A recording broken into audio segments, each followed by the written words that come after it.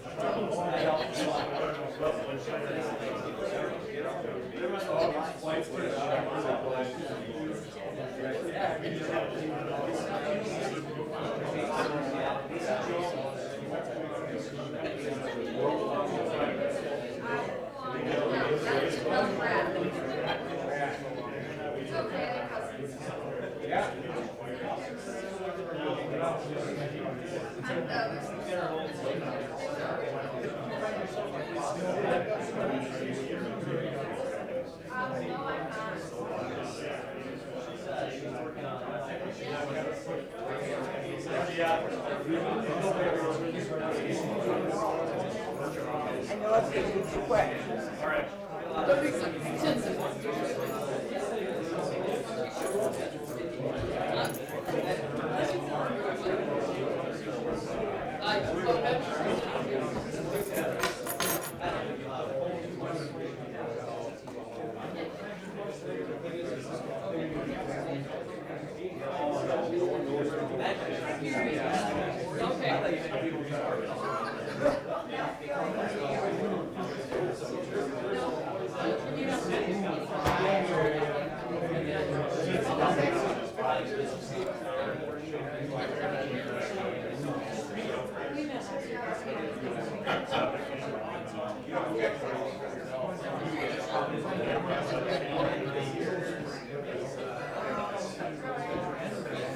How are you?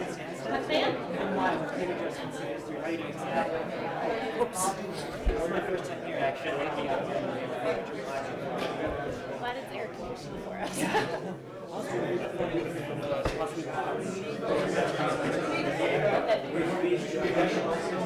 Should we do it after? I have a lot of questions for the meeting. Yeah. I was told to try again. Let's do that. You're okay with that? That'd be great. Thank you. Oh, yes. Okay, yeah, I gave one to Jason. I don't know.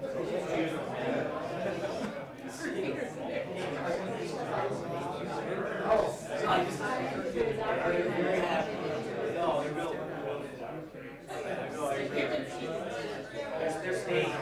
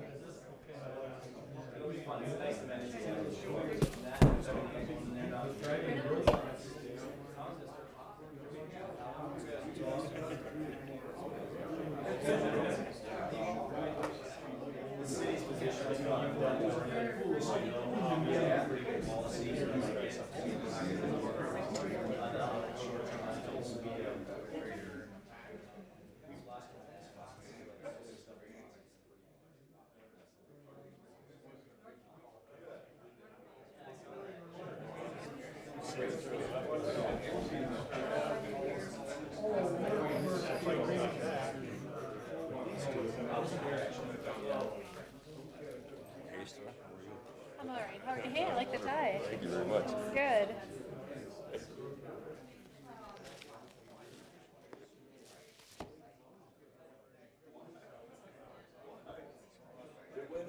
I know.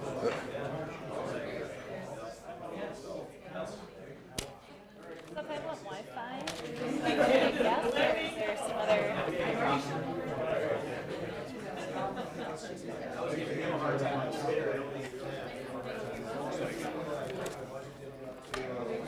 I think it was just, yeah.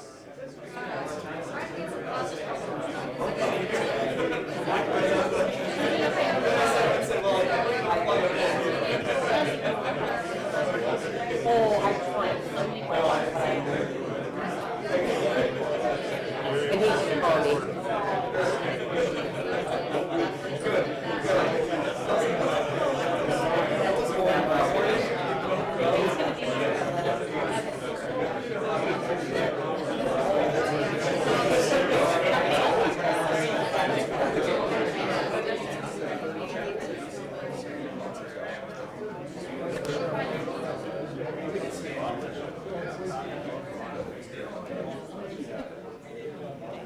I appreciate it. How's it going?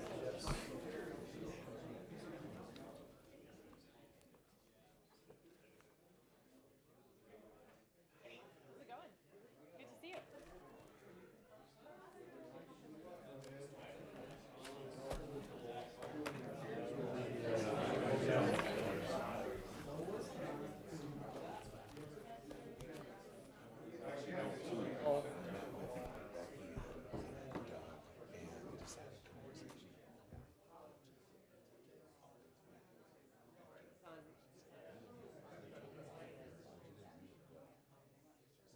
Yeah, he felt bad. He wanted to be here, but you know how scheduling is.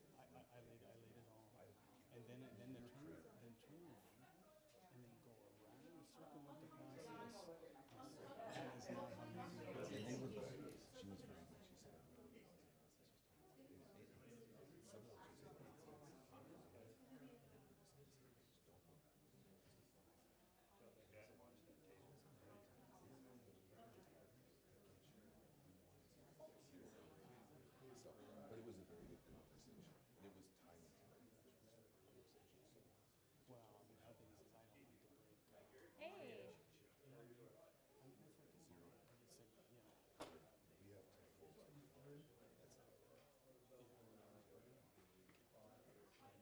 Are these our cups we're using today, or? You remember, hey, last night?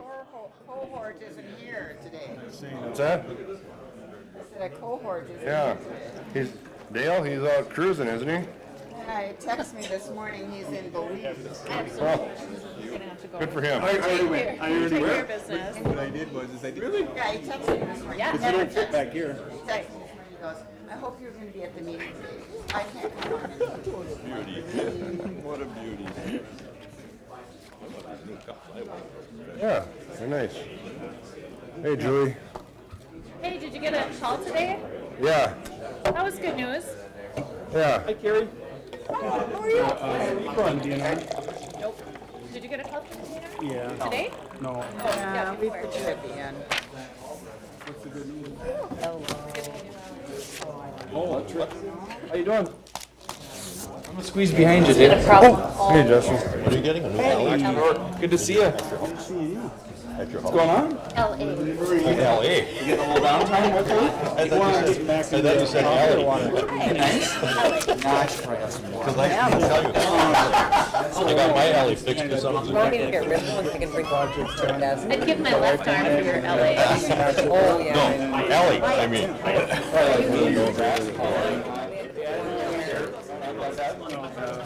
So first All off, right, well, welcome. this was well, they asked me about the budget and all that. And then secondly, He died. Huh? you said, And I said, well, first off, and I said, no, I don't want any other comment on it. We got that trail is rolling. So Anyways, gonna. still got some stuff to work through, but they got it? we might need to get involved again. They're having a little bit of trouble with labor and industry. It's at least moving there, at least allowing the non-controversial sections of the trail. See, a couple of phone calls help us. run to the bathroom. All right. Feel free to start if you need. Oh gosh, I think Bob Myers got 15 different phone calls. Well, yeah, 'cause I definitely called him. Did you call? I called him, I called Stroman. Sandy called him. Her daughter and stuff. Okay, so what's the Oh, process here? Going out there, she's Got 18 different books, resolutions, Stick with the chair, whatever he says. okay. So yeah, in Cohasset, they're on the Be Tioga listening, Pit there. go get me some more water.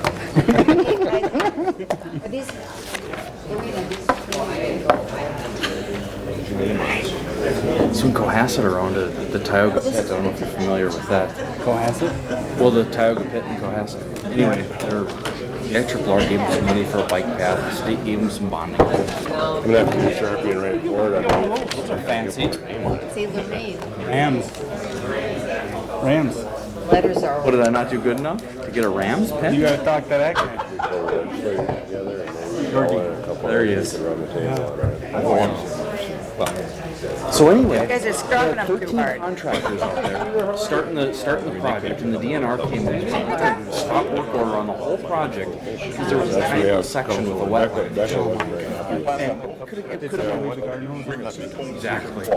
They could have put their bonding money in there. Okay. Bonding money. You ready? Between me and Thomasoni and Bill Ingerberg. Call the RRR Board to order. First off is roll call. I don't think we have to do that, but we know who's here. Second, approval of minutes from the February 22nd, 2019 meeting. All right, Corey, have you looked at the minutes? Yeah, right now they look good. All right, they look good. You move it. So moved, Mr. Chair. Senator Eichord moves minutes. Any discussion? All in favor, say aye. Aye. Aye. Motion carries. Commissioners' comments. Yes, I don't have a lot, because we got the budget today, but there's just some events I want to make sure the board members are aware of. And I want to mention, we just had a community development resource partner meeting over in Mountain Iron last Wednesday, where we had all the city administrators and mayors and people in to go through all our programs. And we have one coming up with the banks for our lending programs in the future. And that's on Wednesday, June 19th. There's a business development lending forum. And I know I put these in the updates to you, but I should remind you, on Saturday, June 8th, up at the Big Fork City Hall, there's an open house for their project up there. June 21st, there's a groundbreaking up in Ely for the 17th Avenue project and the Trailhead project. And the 28th, there's a grand opening of the Discover Wolves exhibit in Ely. I do want to mention that there was some requests to talk about strategic planning, so Mary Ann will be covering a little bit of that when we do the budget, so rather than having a separate thing. So, and I always like to give you a heads up on some business development things. So we're working with several clients, and I just want, the reason I'm bringing this up is that we asked for some investment in the past in shovel-ready sites, and we've already had some play over at the Hibbing Airport. We had a aircraft manufacturer come through this last week, and one reason there is that we're shovel-ready. So I just want, these are good investments, and we might be coming back in the future for that kind of investment. We've recently subscribed to a new lead generation service called Gazelle, and I've gotten really positive feedback about that, so we're trying to step up our game on the finding new business opportunities. And the other thing we're doing is we've struggled in finding manufacturers that want to locate next to some of our mining operations where we have some of the highest wages in Minnesota. And so we're really refocusing back on natural resource stuff. So I've been spending some time with the NRI, and I'm on their advisory board, and the technology transfer guy from the University of Minnesota, Jay Shankler, is the new chair of the advisory board. And we've really renewed our relationship with NRI, and we have about a dozen things we're working on. And in a couple weeks, we're getting together on 3 that seem very close to actually being able to become a factory of some kind or a processing facility in that. So, and they have to do with usually forest products or minerals or things like that. So I'm feeling good about that, and there'll be more to come on that as these projects develop. I'll bring them back to the board, but I just wanted to give you a quick update. So that's all I have, unless anybody has any questions. Any questions for the commissioner? All right, moving on. We'll start on the resolutions. Living Fabricators, Resolution 19-025, Matt Schoberg and Scott Sunball.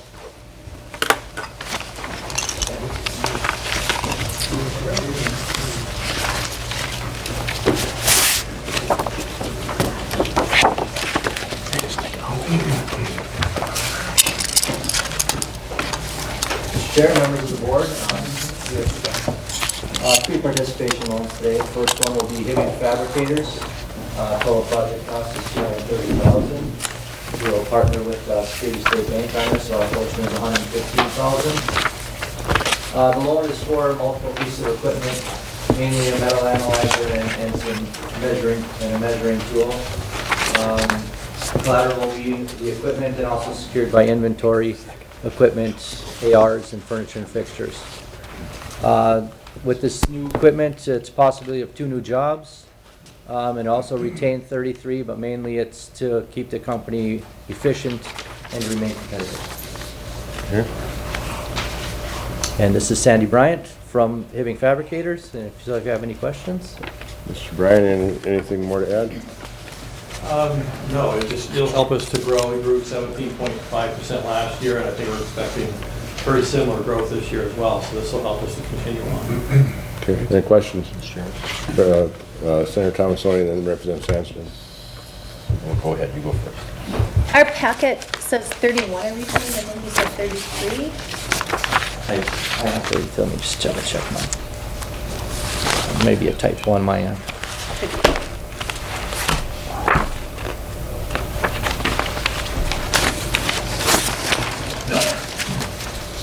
31 here, okay. Senator Thomasoni.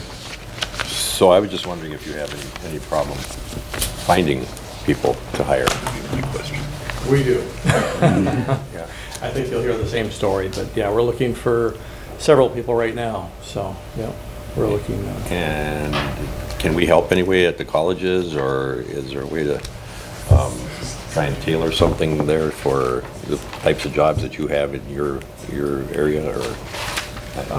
Possibly. We're not a big consumer as some other fields are, but we're probably more of a technical field than some of the other fabricators around here.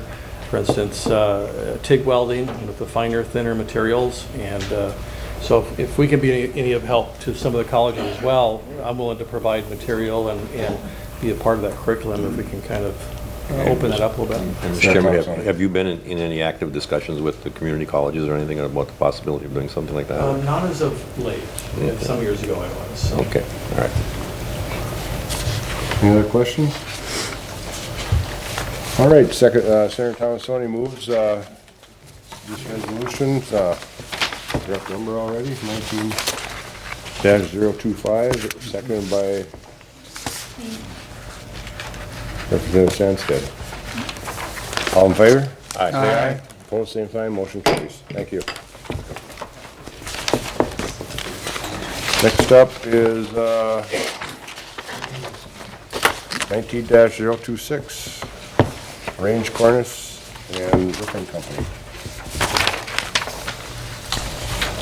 So our next project is Range Cornice and Roofing Company. I have Shelley Marty from Range Cornice joining us. Welcome, Ms. Marty. Hello. Range Cornice total project cost is $742,173, of which we are a portion, we're just $207,000 on a portion of a piece of equipment for this project. The equipment is a metal bender with attachments. It will be collateralized by the equipment purchase from the loan, and this does retain the 6 sheet metal jobs that they have. And Shelley can answer any other questions that you have on it. Any questions from the board? Shelley comments on it. You got any comments, Shelley? Well, what we're doing is we currently have a machine right now, but we're updating it. The machine that we have right now only cuts 10-foot lengths. The machine that we are purchasing will allow us to cut up to 21-foot lengths, and it'll actually allow us to do tapered panels instead of just straight panels, so we'll be able to order coils. And a lot of the roofing panels and stuff now that a lot of people are requesting are actually a tapered panel, because we're doing a lot of curved roofing. So that's why we want to get this machine, because we'll be able to fabricate them ourselves instead of ordering them out, where sometimes they're like 6 to 8 weeks out. It's a safer machine, because actually when we put the metal in there, it'll bend the whole panel.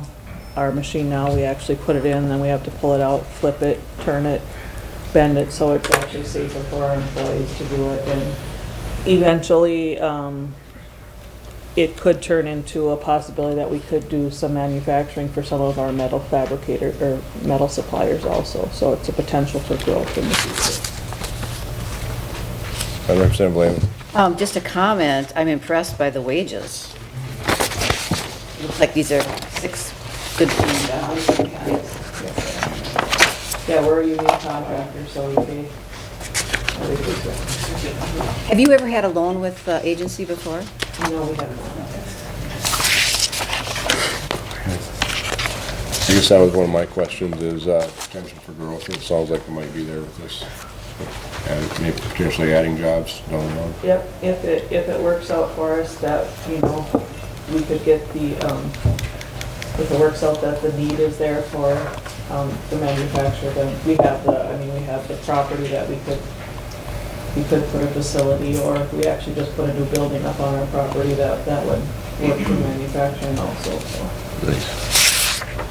Any other questions from the board? All right, Representative Sandsted moves resolution 19026, seconded by Senator Thomasoni. Any further discussion? All in favor say aye. Aye. Opposed, same sign, motion carries. Thank you. Resolution 19-027, Cass Corporation. Cass Corporation, and we have Tim Bungarden here from Cass. Total project cost is $610,000.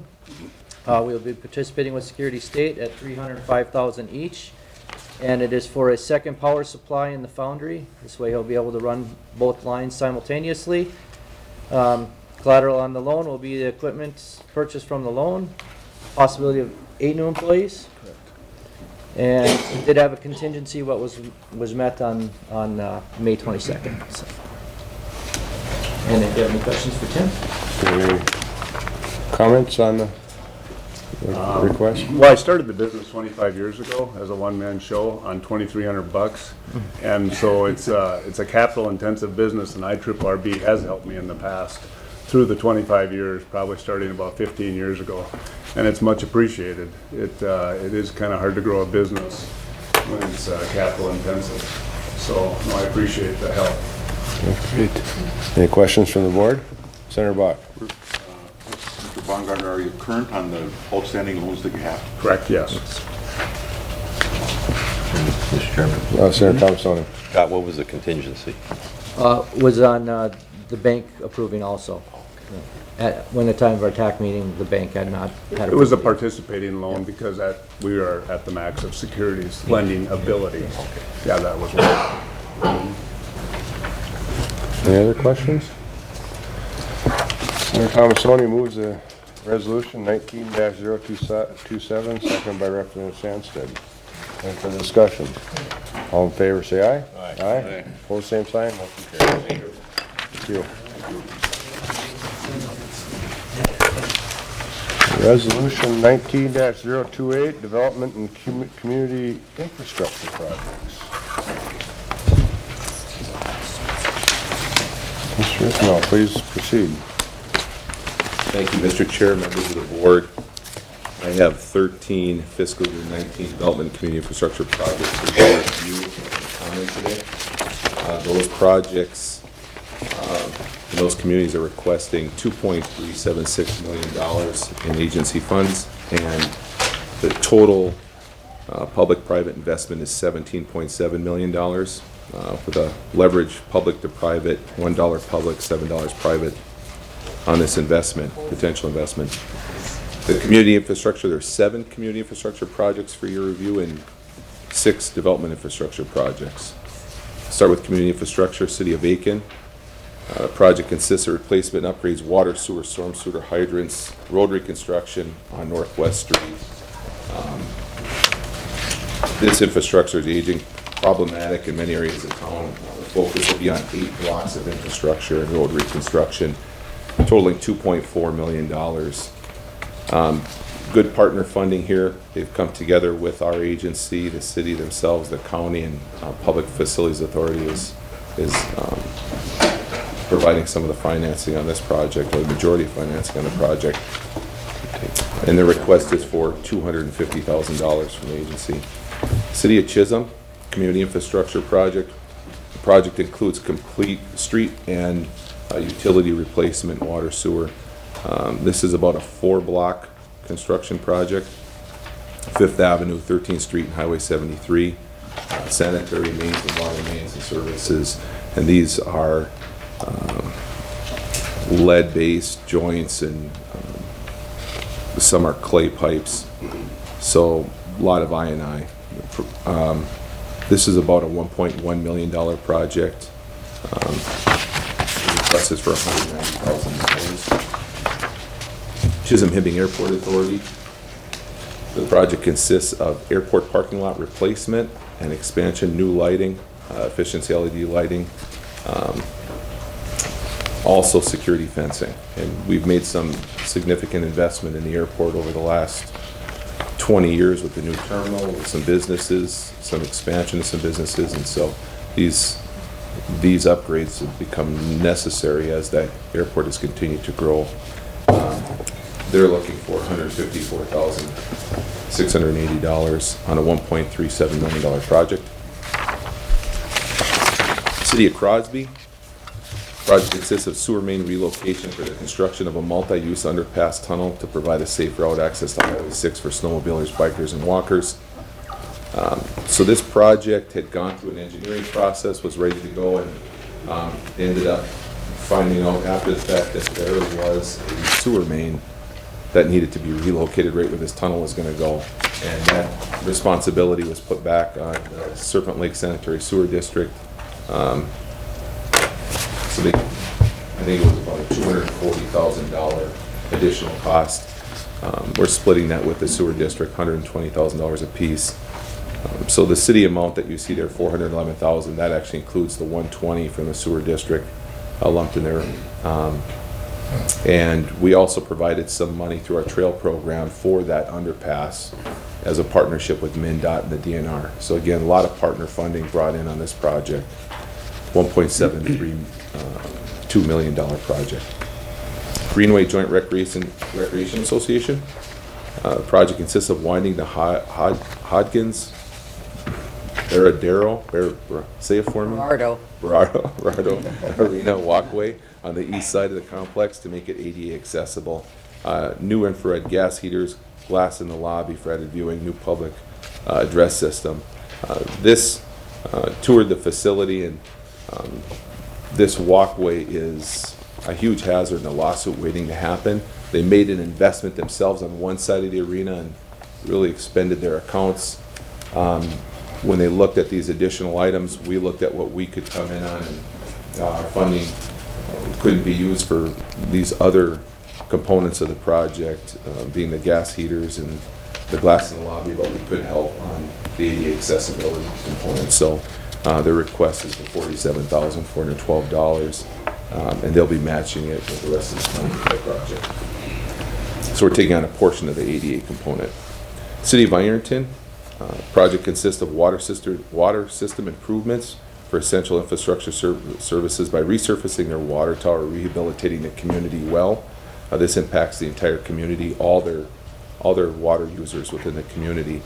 This project is also a partnership with us, Indeed, and the city.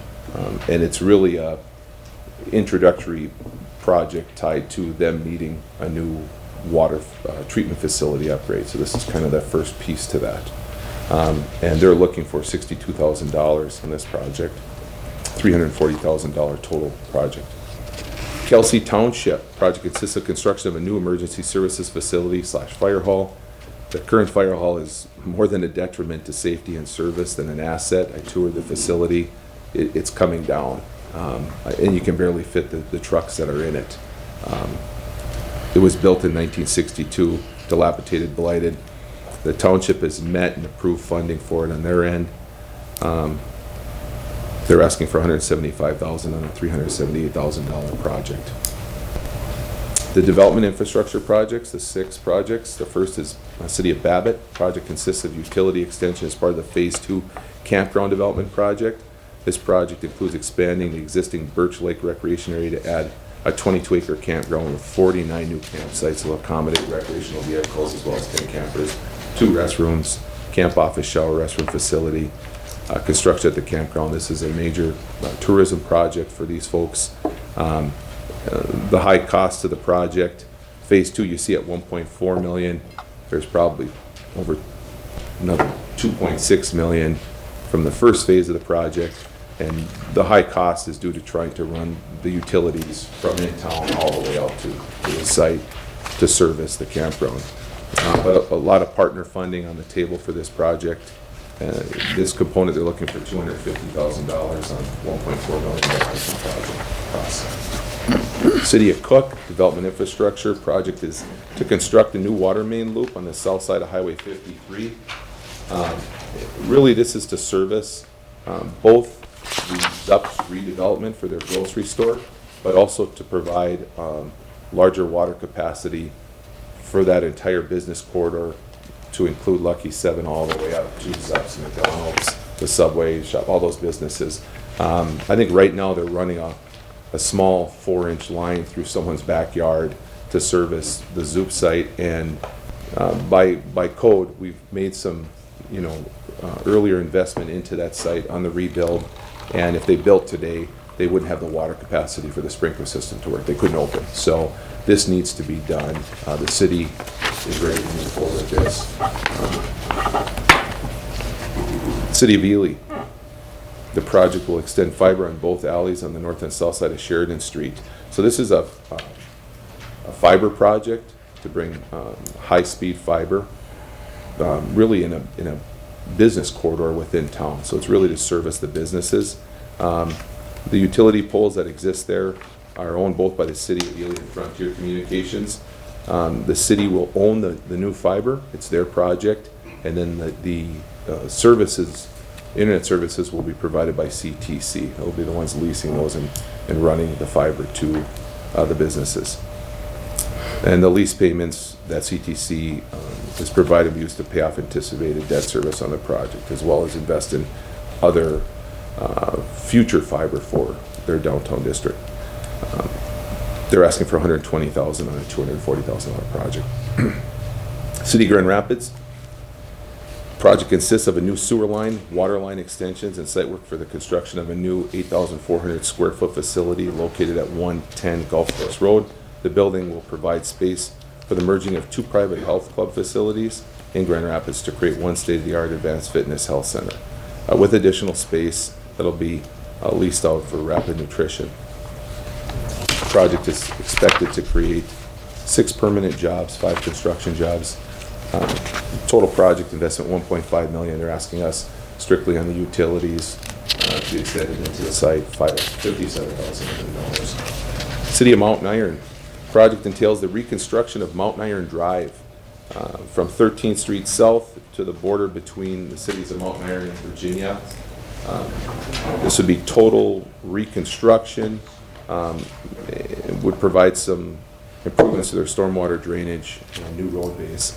And this is the road corridor that runs from Adventures Restaurant all the way over to Menards, wraps by the strip mall that's there, that's for sale at this point. I don't believe there's maybe 2 or 3 tenants left in that strip mall. And that road is in deplorable condition, and this will really help make that site viable for sale for new development. Total cost $765,000. We're looking at $350,000 to serve as a business development project. City of Silver Bay. Project consists of Phase 2 building construction portion of the campground development project within which entails the construction of a 49-site municipal campground along North Shore of Lake Superior. The property is owned by the City of Silver Bay. The property is owned by the City of Silver Bay and is adjacent to the newly obtained Black Beach Park. This campground will be operated by the city, and all sites have electricity. 15 sites, 30 amp, only 34 sites, 30 amp. So these sites, this location, you know, Silver Bay has always come to us and said, how do we get people to turn into our town? Locating this campground right at the entrance of their city, pretty much. They've also just had a ribbon cutting and a grand opening of an adventure park that's been built in the corner of that intersection. And I think we helped with some demolition money to take down the old Spur gas station there to help that development take place. And so between this adventure park and the new campground, this will bode well for the city of Silver Bay. The request is for $250,000 on this phase, and the total project investment is $765,000 on this second phase. And this phase includes main office building with lavatory, showers, and a pavilion. I'll entertain any questions on the project. Any question, Representative Sandstead? I actually have a question, but it might be for Mr. Betchika. When the IRRB allocates dollars for different projects like this, are these dollars considered state dollars? And the reason I'm asking that is, as different communities are looking at different projects in the future and they're going out for bonding dollars, there's a request for non-state match. So my question is, are these considered state dollars? Mr. Chairman, Representative Sandstead, we actually have memorandums from the Attorney General's office that state that these dollars can be considered local match dollars. Okay. Because the source of the funding is local, production taxes and move local property taxes. Okay, thank you. Any other questions? Oh, Yeah. Representative Lehman. Yeah, Mr. Chair, I've got just a few probably comments, a couple questions. Happy to see the Greenway Joint Association. I think Senator Icorn, Representative Sandsteed, and you toured this like a year ago, right? So is this what's coming out of that? Correct. Okay. Yep, they're ready to do the construction this summer. Okay, all right. It took a while to get everything together and. Well, and I think they had some higher cost bids, and we asked them to go back and work with the contractors to bring some of the costs down and do it at a time where bidding wasn't so competitive. I think they were, initially when we looked at this, construction contractors were pretty full. I thought maybe it was the state championship that spurred. Can't say that. Time to invest in that. That's right. Well, I know that the arena, the ADA requirements in that narrow walkway and things like that were really needed to be replaced. So happy to see that. And we've made investments in Babbitt's Arena. I mean, if they're smaller, if they're tied to, if they're not coming back every year to say this is a line item, ongoing administrative or maintenance fund, we can do these once every 20 years for public benefit. Representative Lehman? Yeah, and then a question on the city of Ely. Looks like this is a broadband project amongst the infrastructure. So I guess I'm just a little fuzzy on how we support broadband. We don't have a separate program for broadband. So when we see broadband projects, they'll be in this development infrastructure program? Correct. Is that correct? Correct. Okay. Now, this is also, Mr. Chair, Representative Lehman, we didn't build out any guidelines specific to a program or create funding in fiscal year 19's budget to administer a program. And we're still running, these are fiscal year 19 dollars. So, I mean, really, broadband is infrastructure, and depending on the projects, if we have the wherewithal within our budgets to do that, where it's not going to be a project of such magnitude that it's going to deplete our budget, it's always fit under infrastructure for us. Okay. Yeah, Representative Lehman. Yeah, because I'll give you an example, and I'm not sure if this would even fit. I have a resort of a high top-end quality resort that is a half a mile away from Paul Bunyan, if I were going by. And I mean, they're losing customers because they don't have high-speed internet. And the owner is the chair of Visit Grand Rapids and on the chamber board. I mean, really active. They're very active in tourism. And so I think I worked out a solution with Paul Bunyan to, because it was going to cost the resort $25,000 to connect, to run that half mile. And Paul Bunyan was good enough to not ask for that upfront, and we worked out a deal where they can pay it off over time, increase the rates and so on. But do you, I envision there's probably other projects like that where they're, I just was reading the city council minutes from Coleraine, and there was a business in front of the city saying, Paul Bunyan's right down the street, why can't I connect? And so on. So is there a need for that fiber to the premise role for IRRB, or is that going too far? Mr. Israel. Mr. Chair, Representative Lehman, I think the concern becomes this.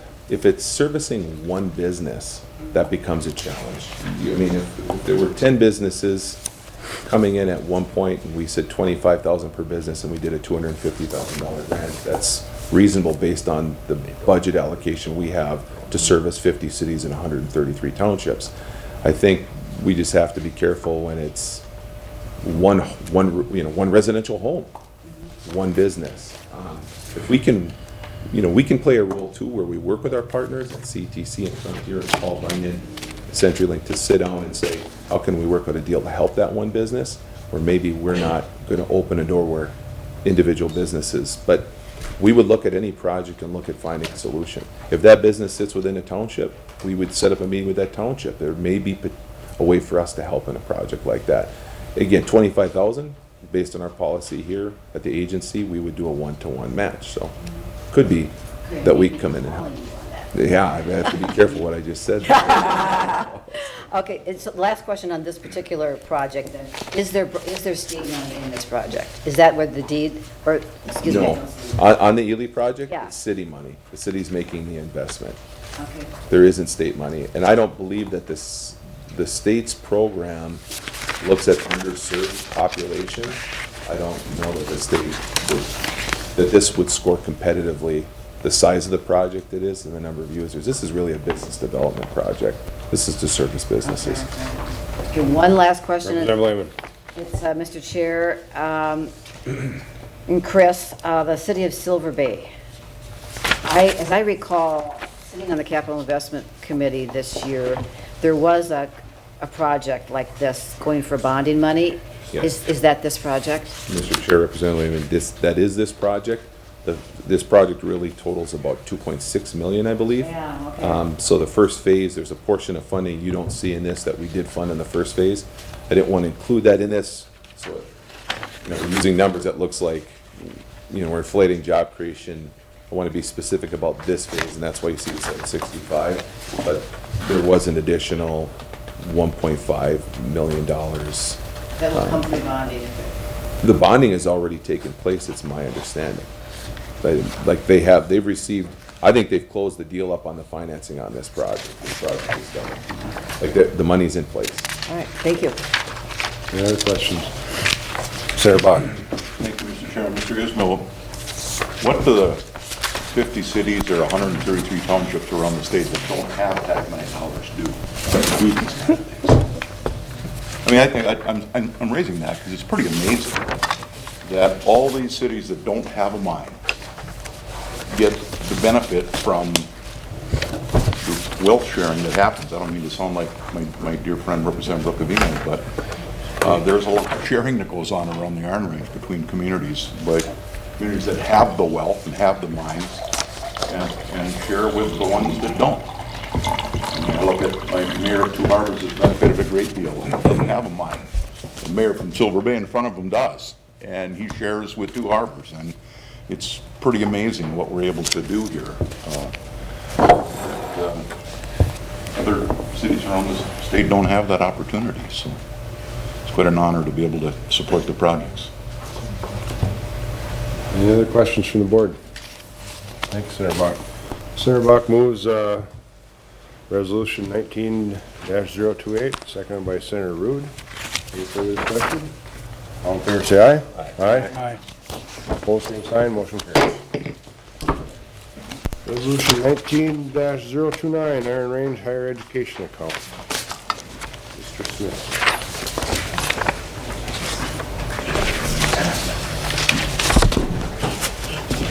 That's what's going to do with economic development district. Mr. Chairman. Commissioner. Yep, Roy's getting ready. I happened to be at a groundbreaking for the, or not a groundbreaking, a ribbon cutting for the Lakehead Constructors project that we had some infrastructure dollars in over in Aurora yesterday, and it was a celebration, and there was a lot of labor people there, and they asked me, you know, they look to this board meeting as, you know, what's the work going to be like in the future? So I just want to point out again, one of our goals has been leveraging our dollars up. So I think it was like 7-1. So with this meeting, with the dollars we approved today.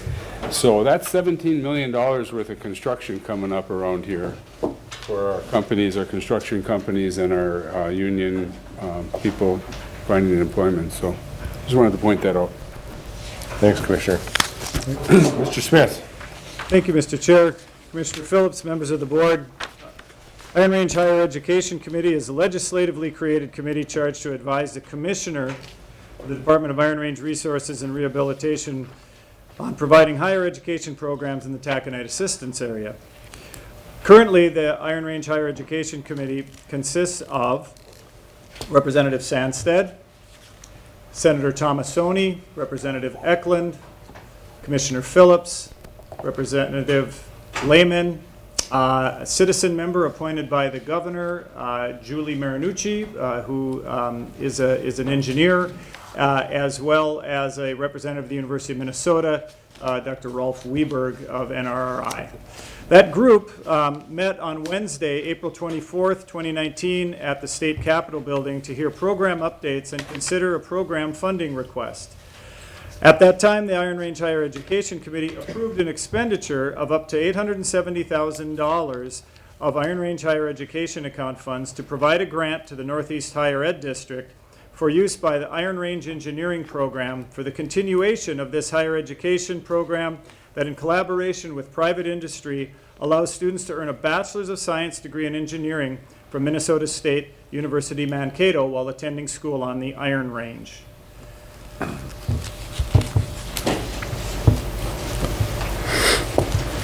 There we are. Here we are. Any questions for Mr. Smith? Representative Sandstead. I have a question for Mr. Betchika. Keeping you busy today. What happens if we don't approve this budget today?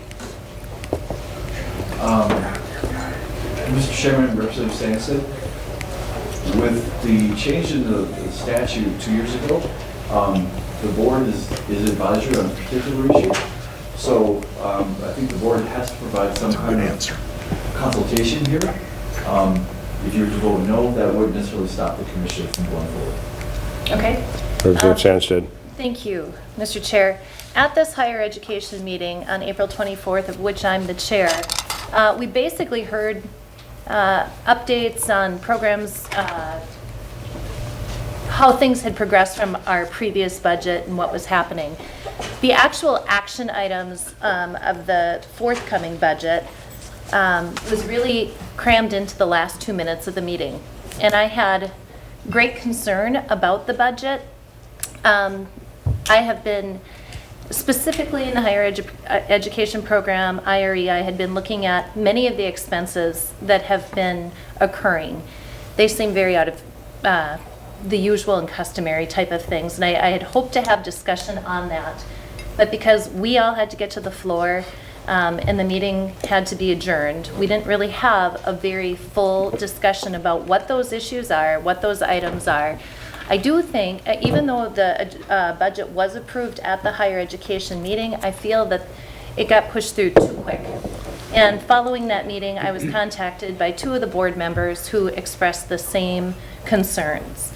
I think that it would do us well to kind of talk about what past practices have been At the meeting, the commissioner did share with us that changes have been made, but I asked if those changes had been presented to the board or if we had approved them. They had not. And so I just think it would be helpful to all of us to have a better understanding of maybe what has been going on versus what will be going on forthcoming. And I think all of those activities will impact the bottom line. We've been pretty much every year asked to subsidize the program at almost $1 million a year. This year it was less than that, but I think maybe there's a way of potentially doing a little bit better by shoring up some of our practices and not having to spend as much money on subsidizing or looking at other things that we could be subsidizing. So my advice would be maybe to table this or hold off until we can have a better understanding of what's happening. But that's just my suggestion. Commissioner. Mr. Chair, just so, again, for informational purposes, when the IRE program started, the agency block granted the money. When I say block grant, provided the money up front to the Northeast Higher Education District. And as Representative Stanley pointed out, it was like $1 million or so for the first number of years. And they would just give them a check. When I came in 2015 and we went through the legislative auditor's program evaluation, although they did not cite this in their report, their final report, they did talk to me about the fact that all our other grants, we pay on invoices the percentage that we're involved in the project. So if we're on a 50-50 basis with a community, when we get an invoice for a project, we pay 50% of it. And then the other match from the community or from other sources picks up the balance. So we decided to move, and because we had the opportunity annually to renegotiate our contracts with the higher education district. So we renegotiated our contracts to begin to approve the invoices individually and the under a new contract. So, and at the same time, by the way, we also made sure that the approvals, because we split Roy's time with the college, we didn't want the college's employee approving the invoices. So the approvals come up to me and now myself and Jason, I guess technically, commissioner and deputy. So we went to that. So when we went to that, we had an opportunity to see a lot more detail of the invoices. And there was expenditures that involved all kinds of things involved in student life and things that go on at colleges. And so as we plowed through that particular year, we had an opportunity to see what what this was going to be like. And I think this is some of the concerns that Representative Sanson's had of what type of expenditures. When I say student life, they have a cohort program. They work a lot of different hours with these students, evenings and things, so they might buy pizzas. And so we look at these invoices and say, is this isn't our bailiwick, this kind of expenditure. So we have since renegotiated our most current contract into what kinds of expenses do we think are appropriate for the IRRB higher ed dollars in the contract. So we now have specific guidelines for what we're willing to pay for, which are the expenditures for the actual instruction and things like that. I would call them the more hard expenses, not the soft expenses, that the college can pay for that through whatever means they have, tuition or whatever. So we have taken this, there's been an evolution. So I'm tending to agree with Representative Sandstedt, but I think we've done a pretty good job of what you're concerned about. And I think we provided you quite a bit of the information on this. I may be wrong about that, but so I think we're at a place now that we feel pretty good about, and the thing I want to point out is that we've always been in compliance with our agreements with the college. So when we had a block grant, we honored our agreement, they honored their agreement. When we had invoices that paid some soft expenses, they were in the contract, so we paid them, and they, you know, and they made up their thing. So we've never done anything that hasn't been appropriate or legal, but we're trying to tighten up the relationship to make sure that we're getting the bang for the buck that we expect. We didn't spend a lot of time, I agree with Representative Said, we didn't spend a lot of time at the meeting going through that level of detail, but our staff here has gone through with Mr. Mackey, the president of the higher ed, and his people. We have spent that level of detail on what's appropriate and what isn't. And I don't know if that's, you know, that's a debate we can have all the time, is what level of detail the board gets involved with and what is in the executive branch. And I think the executive branch in this case has done a pretty good job of taking this from block grants to where we are now. And that's the only comment I have. I don't know if Deputy Commissioner Metza has been involved in this. You want to come up? Phillips, yes.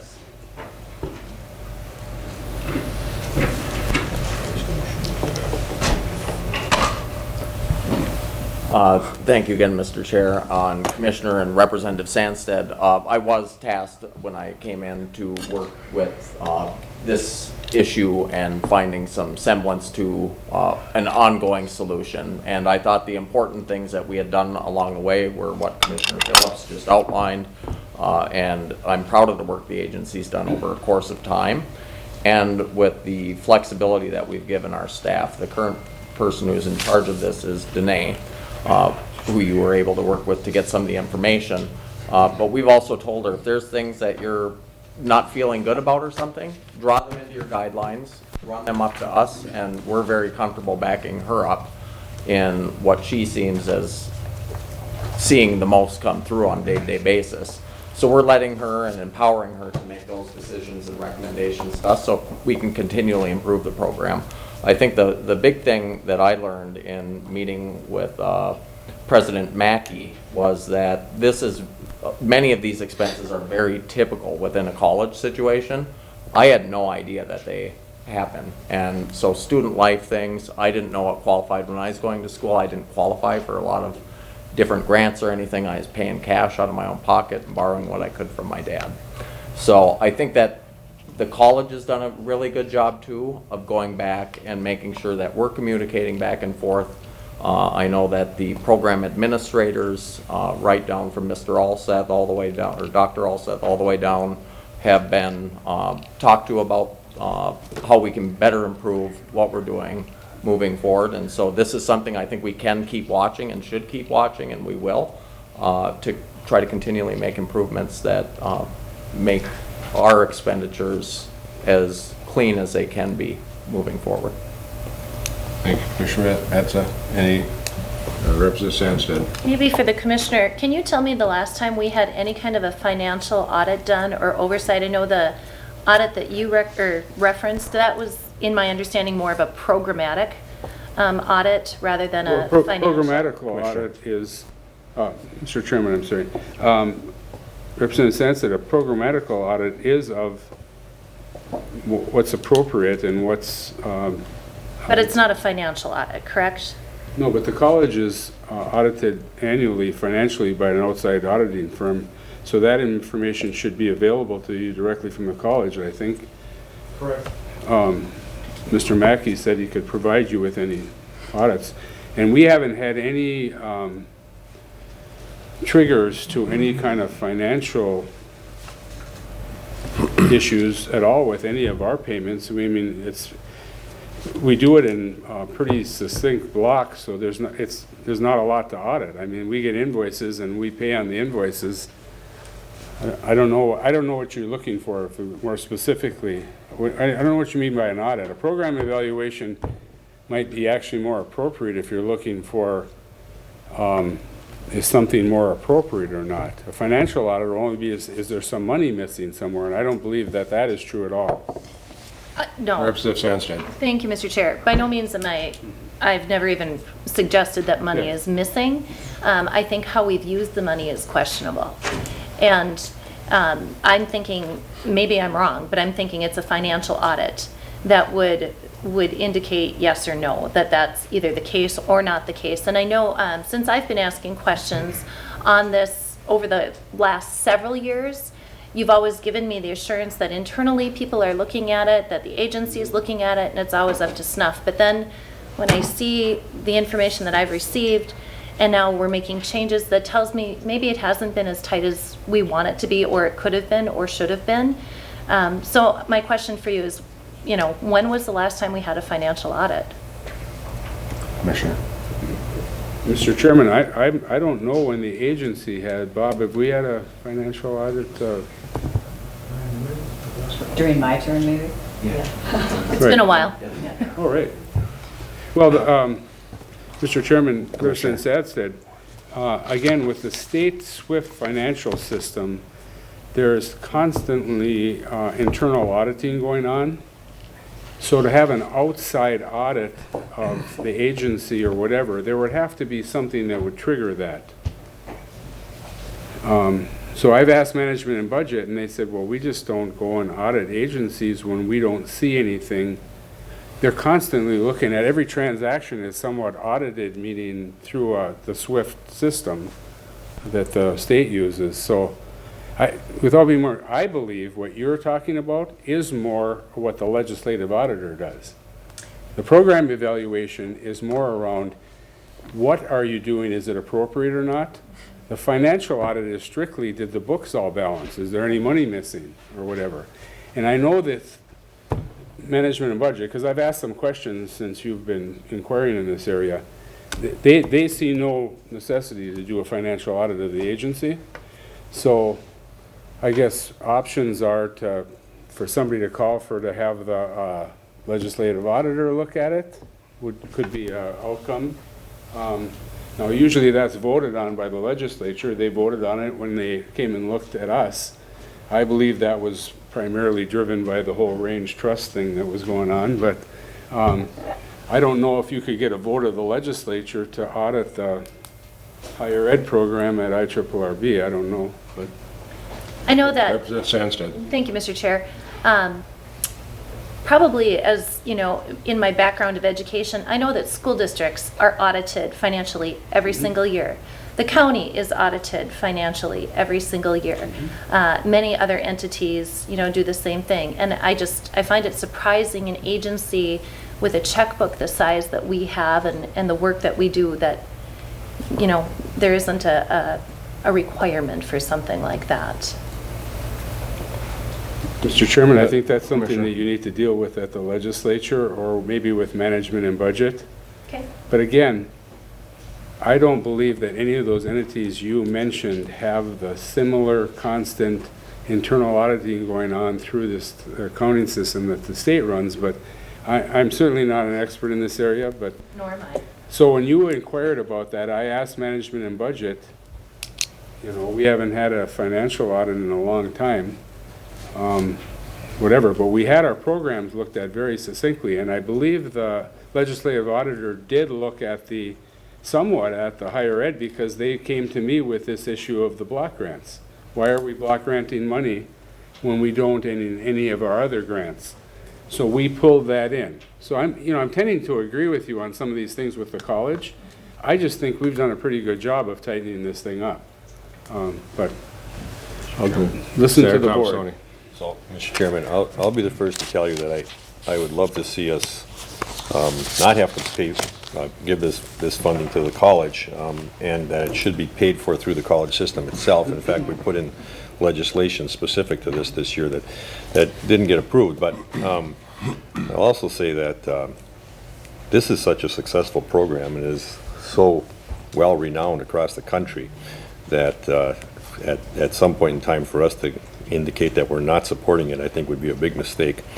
The expenditure is up to $870,000, and with the way the commissioner has changed the way they give out the money, it could be less than that, and it won't be more than that. And so I'm very comfortable with it. I know when I made the motion to approve it, and Representative Lehman seconded the motion, I think Representative Sands said you were the only no vote on the committee. So it's I'm not worried about auditing, because I think there's more than enough internal controls within the college system and within the IRRB that we don't have to be suggesting that people are doing something inappropriate. So I, Mr. Chairman, will move the resolution for approving this money if that's what you're looking for right now. Senator Thomasoni moves the resolution 19-029. Mr. Chair.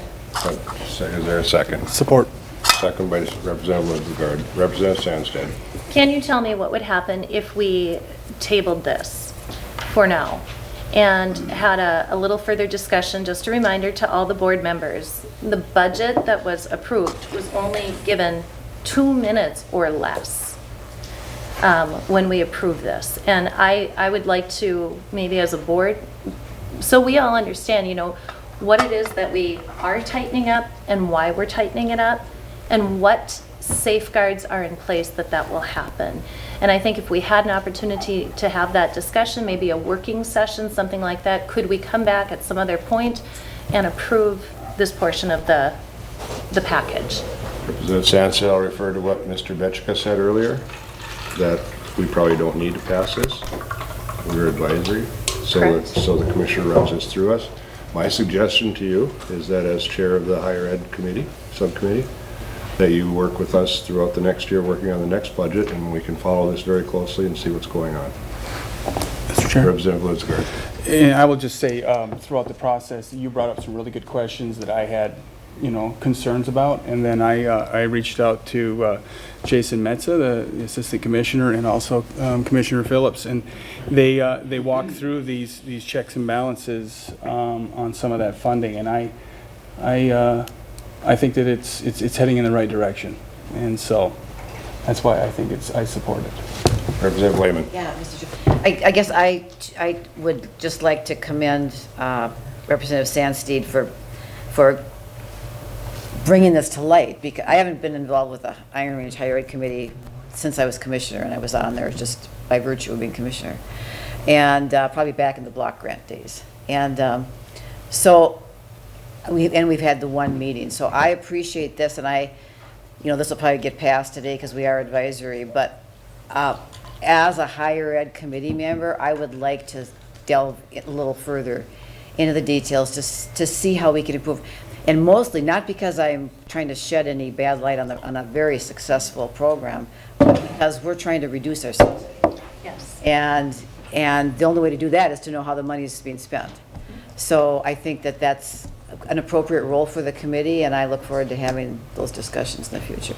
And I would agree with that, Representative Lehman, and I think that since the legislative auditor did what we did from the past findings, I think we've seen a significant tightening up of this budget in that time since that's happened anyway. So, but I agree with you. Let's follow it close down the road. Commissioner. Mr. Chairman, I pledge that, I'd like to see this move on so we can complete our contract with the college in a timely fashion.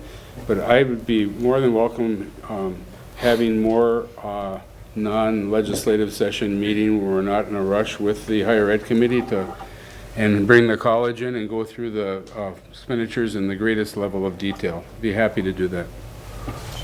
Mr. Smith. If I could please, Mr. Chair, thank you. And Representative Sandstead, as chair, as you see fit of calling that group together, we'll be happy to facilitate that in any way. I don't want to end on a less than stellar note with the program, because I agree with Representative Lehman and Senator Thomasoni. It has been wildly successful since its inception. And aside from the being named one of the global leaders in innovative engineering education recently in a paper by MIT, just a couple of highlights. This would be the 15th generation that has graduated as of May of this year.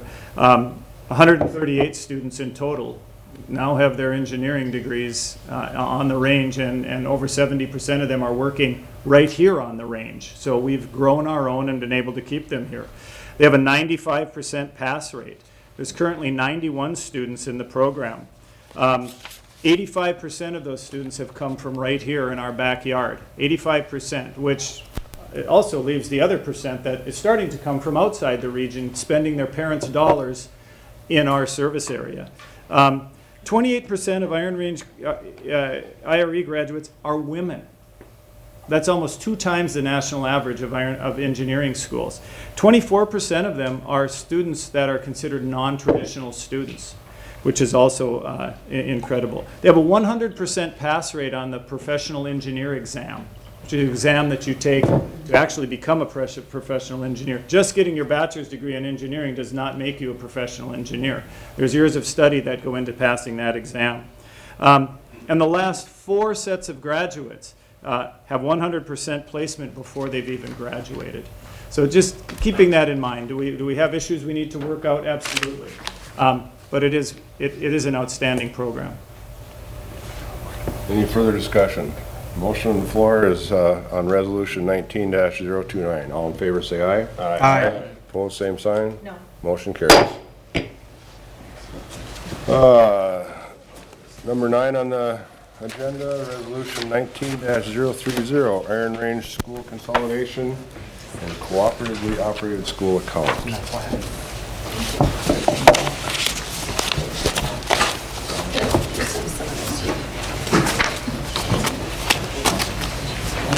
Slide over.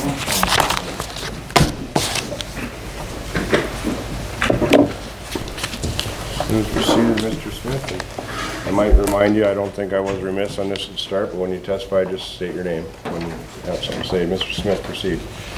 Thank you, Mr. Chair, members of the board. This project consists of 6 independent school districts located within the service area of the Department of Iron Range Resources and Rehabilitation. They're asking $350,000 to cover instructor wages, supplies, transportation, program evaluation for a science, technology, engineering, arts, and mathematics summer institute for students in grade 5 through 8 for the pilot year. The school districts of Hibbing, Chisholm, St. Louis County, Mountain Iron Buell, Mesaba East, and Ely are collaborating to create a project, a pilot project that consists of a series of unique Summer Institute learning experiences open to students throughout the participating districts. The districts involved in this collaboration recognize that each district has strengths and challenges in their ability to offer a wider range of course offerings in career and technical education and enrichment courses and increased academic rigor. The districts believe that by approaching this project as a united group, they can successfully expand their course offerings, develop career pathways, increase industry exposure, and enrich student experiences while increasing student awareness of the career opportunities that exist in our region. Over the past 9 months, meetings have been held with superintendents, principals, board members, union presidents, and teachers with a focus on collaboration, common bell schedules, common calendars, and finding new ways to increase curriculum to meet the needs of today's students. A result of these meetings is the project that is before you. A total of 18 summer institutes will be offered in these STEAM areas, and there's actually a sheet inside your packet that shows you which projects or institutes are going on, their enrollment, and what their location is. The programming has been developed and offered by local teachers within school districts. Programming, lunch, transportation will be offered at no cost to current students.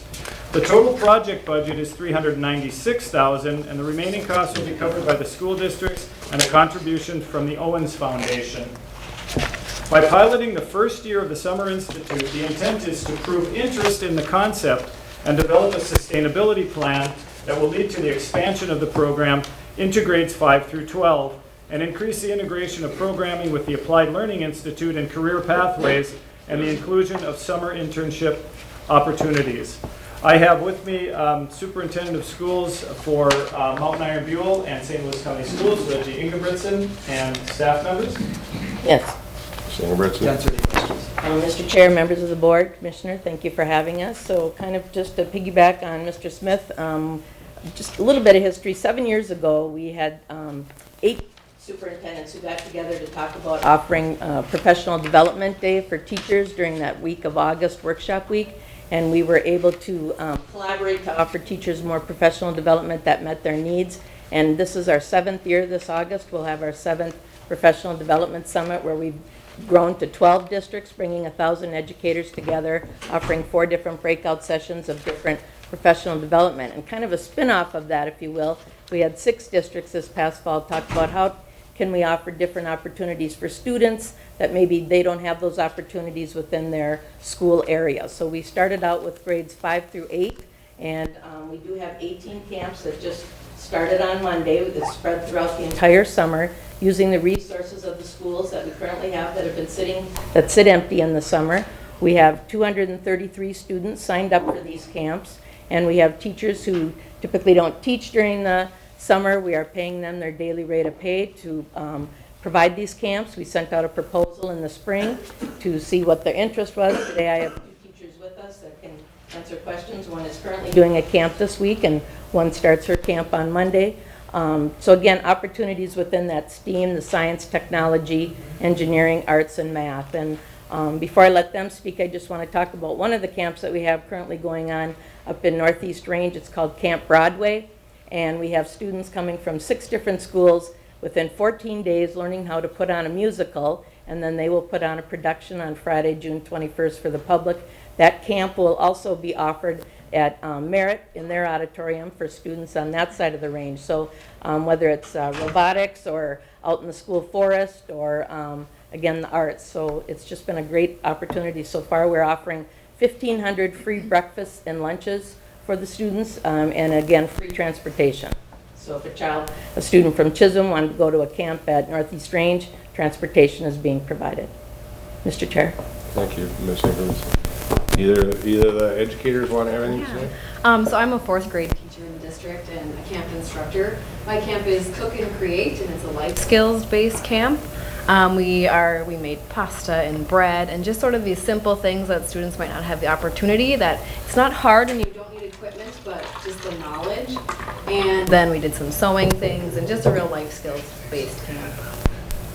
My camp is coding and robotics, and we start on Monday, and the plan is just to give these kids experiences in coding and problem solving and designing and planning and working together and some critical thinking, and so I'm really excited to start that. And I also have students coming from all over, from all different schools.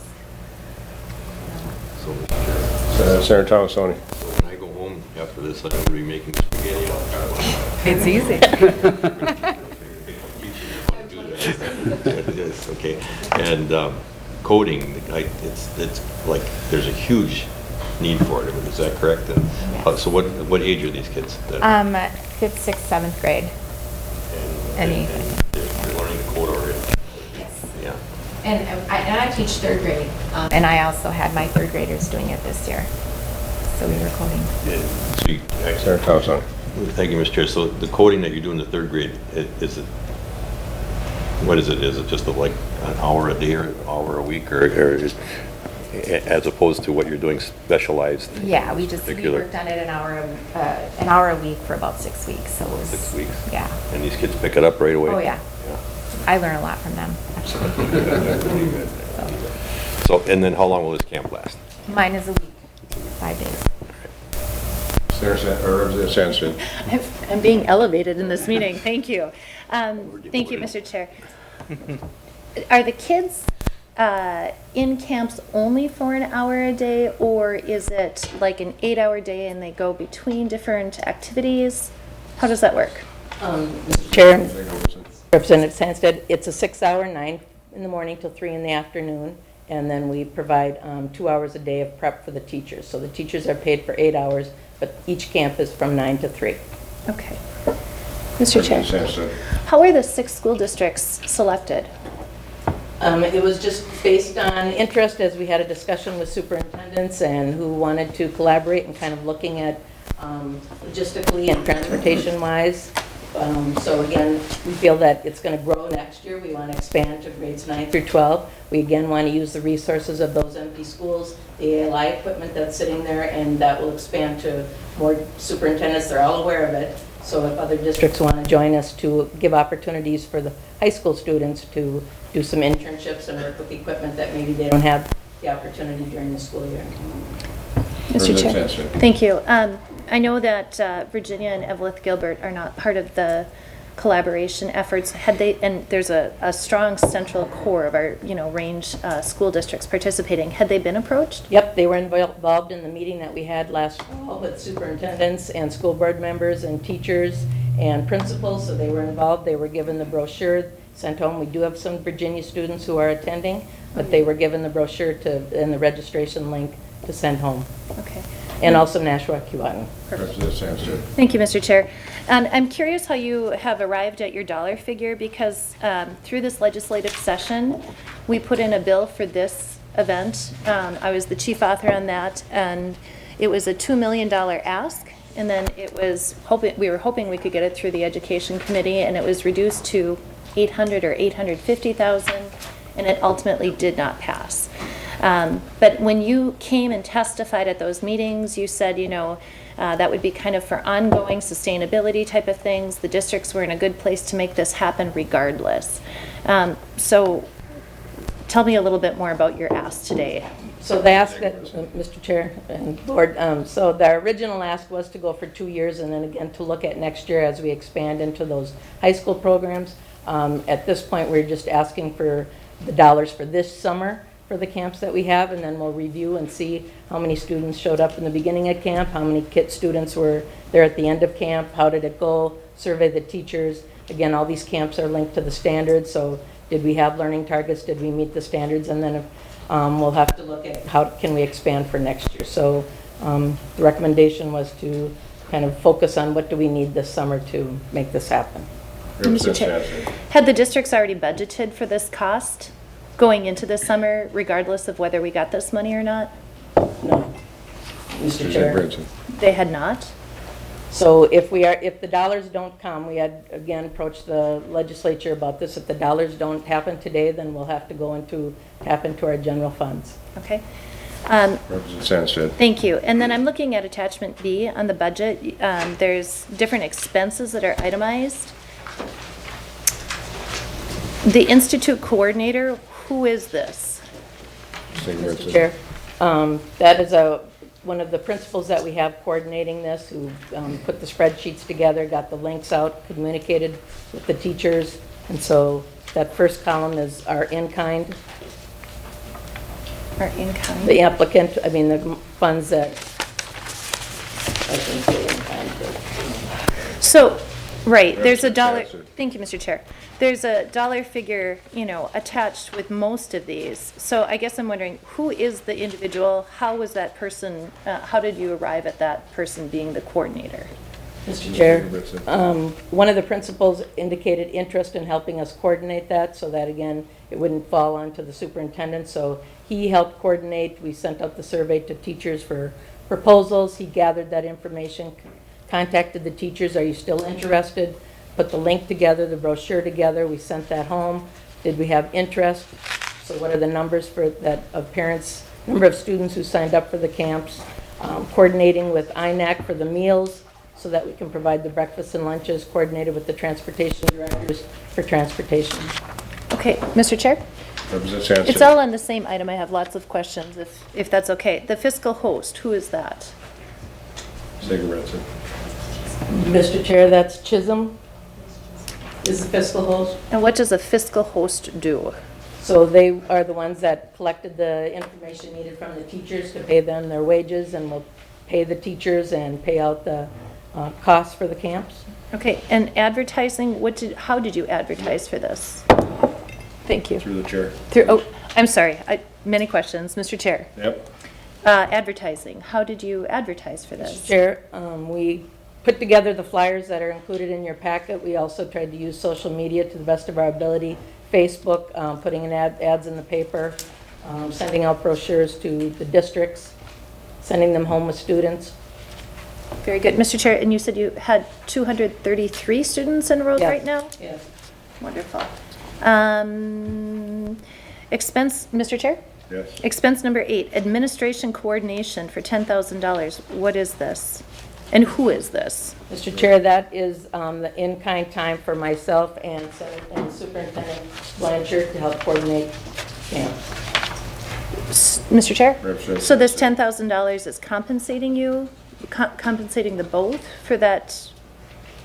What is the 10,000, how is the 10,000 being used? If it's an in-kind?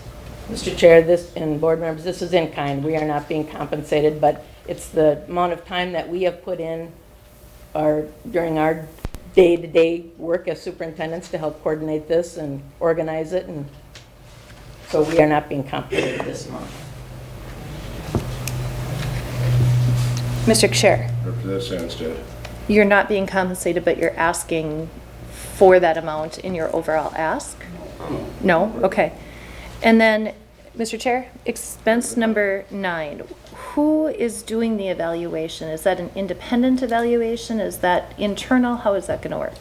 Mr. Chair and Board, that would be a survey of the teachers. We have email addresses of the parents. We can reach out to them to survey.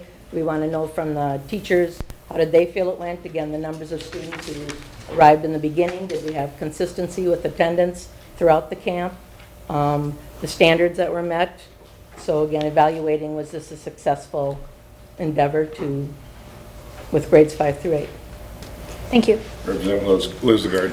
Thank you, Mr. Chair. I just think that this is it's a pilot, right? So there'll be growing pains and understanding and knowledge gained throughout. So I think this is a wonderful pilot program. I think that our kids need to have exposure to both soft skills and others. So I encourage you to continue to move forward. I would have hoped that we would have been able to pass it legislatively to get that money, even if it was $800,000. I don't know necessarily if this long-term IRRB funding is right. I can honestly say that. But for this moment, as a pilot, I think it's a wonderful, and I thank each and every one of you for doing it. Commissioner. Yeah, so when I was exposed to this, when Representative Sandsted, did you do this in the Senate? I can't remember, but was exposed to it. I had reservations, about the sustainability and things, but I do have to say, the more I talked to my staff about it, and when my eyes were open to the fact that it also provides some opportunity for exposure to careers that has been lacking since education funding was cut 10, 15 years ago dramatically. So all the transportation money went away, so students don't get the trip. I was telling Representative Lister earlier today, when I was in the 3rd grade in the Eveleth schools, I went to the paper mill in International Falls to see paper being made. So, I don't know if any of our students in my class ended up working at a paper mill, but I mean, you need this kind of exposure, especially in that later elementary years, I think, what I call the junior high years and things. So you get a picture of where you're going. So if we can make inroads in this exposure to careers through these camps, maybe that's the redeeming thing that got me on board of supporting it to this point. But I think we really have to work on sustainability, because our collaboration fund can't be the long-term funding for this. So we'll have to figure that out. Senator Bach. Well, Mr. Chairman, the Senate, in their wisdom, included $802,000 in our Senate education bill that passed the Senate. And somehow our House colleagues weren't able to get it over the finish line in conference committee. So we'll make another run at it in the Senate next year, and we really, I think this is pretty exciting for our young kids. Superintendent Britson, congratulations. I mean, they're going to get an opportunity to get exposed to some things that they otherwise wouldn't get exposed to. And the time to do that is when they're young. So I don't think it's what I was envisioning when the Senate passed this school fund back in 2014, but it's a pretty innovative idea. And I'm not so sure that keeping it going is all that questionable. It's a new crop of students every year. So I'm looking forward to the survey and see how it's received by the teachers and by the parents, actually. I care a little less about what the kids might think. But good luck with it, and I hope you get good participation. I look forward to hearing about the results. As long as I have the floor, Mr. Chairman, congratulations to the parents of elementary kids in Gilbert, Eveleth, and Virginia for passing that bond issue on May 14th. That generation of young people that are going to attend that new school are going to get an exposure to a high school education that we haven't had here maybe for a while, and I hope better than we've ever had. So my congratulations. You probably got to look pretty hard to find a place in the state with more parochial communities than on the Iron Range. But I'm pretty proud of the fact that by some pretty big numbers, in smaller numbers, but even in Gilbert, past that. And I think it's wonderful. Thanks, Senator Buck. Representative Sandsted. Thank you, Mr. Chair. As a teacher, I'm very excited to see this programming happening for our students. It seems, especially on the range, that we have a shortage of activities unless you're part of a Y, and different communities don't have those types of options to offer families and the students. So I think this is great, and when I'm asking questions, it's not casting dispersions on the programming or what you're doing. I just want to understand it better. The other thing I'd like to comment on is the funding source, this collaborative fund. I don't think that this originally, when the fund was created, was the intent of how it would be used. I'm not saying it's not an appropriate use of it by any means. What I am going to say is I think we just need to be cautious.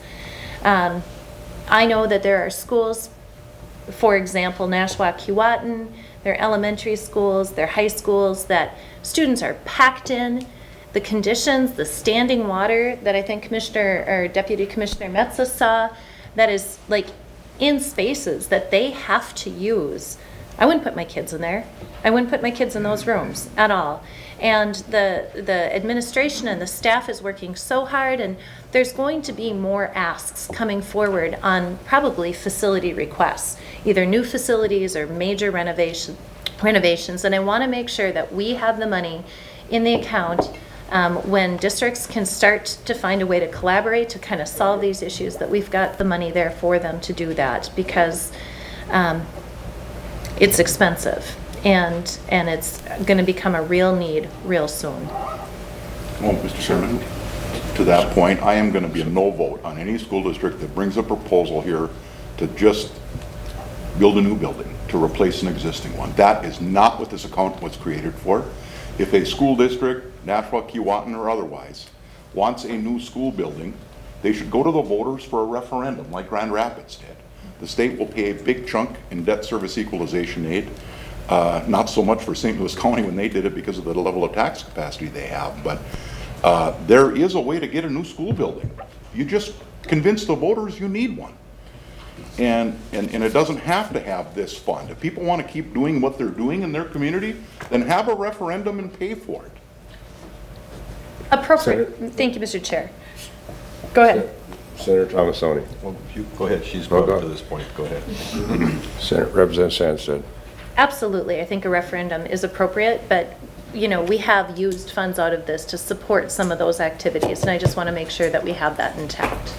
Senator Thomasoni. So, a referendum would be appropriate, and we just did a referendum, but we actually gave some money from this particular account to help it, and we've done it with several other different school districts, but that's not what I was going to say. What I was going to say is that the reason I brought up the coding was because a number of years ago, I was actually out in Washington, and I was at Microsoft's headquarters.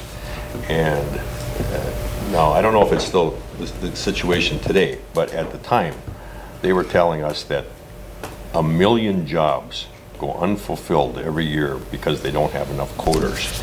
And these coders make they start out at like $90,000. So it's pretty interesting that you're doing it with third graders and getting these kids interested, and that we're doing a summer camp on it. And I think it's a pretty good indication of some of the things that we're trying to do across the Iron Range and getting kids ready for the jobs that are out there in society. And I think this is really a pretty neat thing that we're doing here. Any other discussion?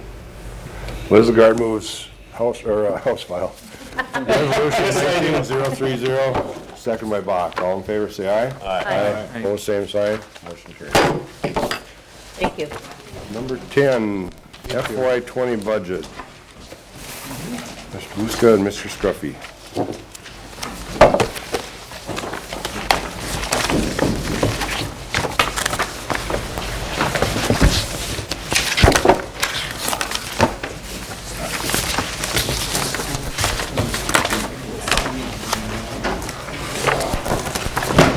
Welcome. Welcome, Mr. Chairman, board members. We're happy to be here today to present our upcoming fiscal year budget. A couple of things were different for you in the presentation of the budget and the introduction. Just want to make a few comments about that before we begin. In preparation for the fiscal year 20 budget, the agency has been conducting strategic planning and evaluation activities over the last 5 months. We've worked pretty diligently internally here with our staff and with others to advance our work to the point that we were able to align our funding with the agency's core goals. And so you saw a presentation of that in the budget document on page 3. It's a little bit different view than we've had traditionally, which is a representation of programs, projects, Giants Ridge, and then our fixed costs. So we've instead aligned this with our funding priorities as is requested in statute now when we prepare a strategic plan. We look forward to completing our 4-year plan under the upcoming administration of Commissioner Phillips, and that will be concluded in the next few weeks, and we are looking forward to sharing that with you and getting your feedback at that time. I have Bob Scuffy here today to walk you through the budget document, and we can answer any questions you may have. Mr. Chair, members of the board, if you could refer to page 4 for the budget. Right now, we are asking for a $41 million budget, and our resources available about $44 million. This is the last year of the hit for the 3-year average on the production taxes, which, you know, it did go up $4 million from last year, but what's interesting is next year, we're going to go from the 18 million up to 26 million, you know, projected just for the operating, the, you know, board and TAC. And then the next year, we'll, you know, we'll be back at full capacity in 28 million. So we have some good news coming in the next couple of years, but, you know, this is the last year of the hit, but you know, we reflected the budget, you know, to align to that.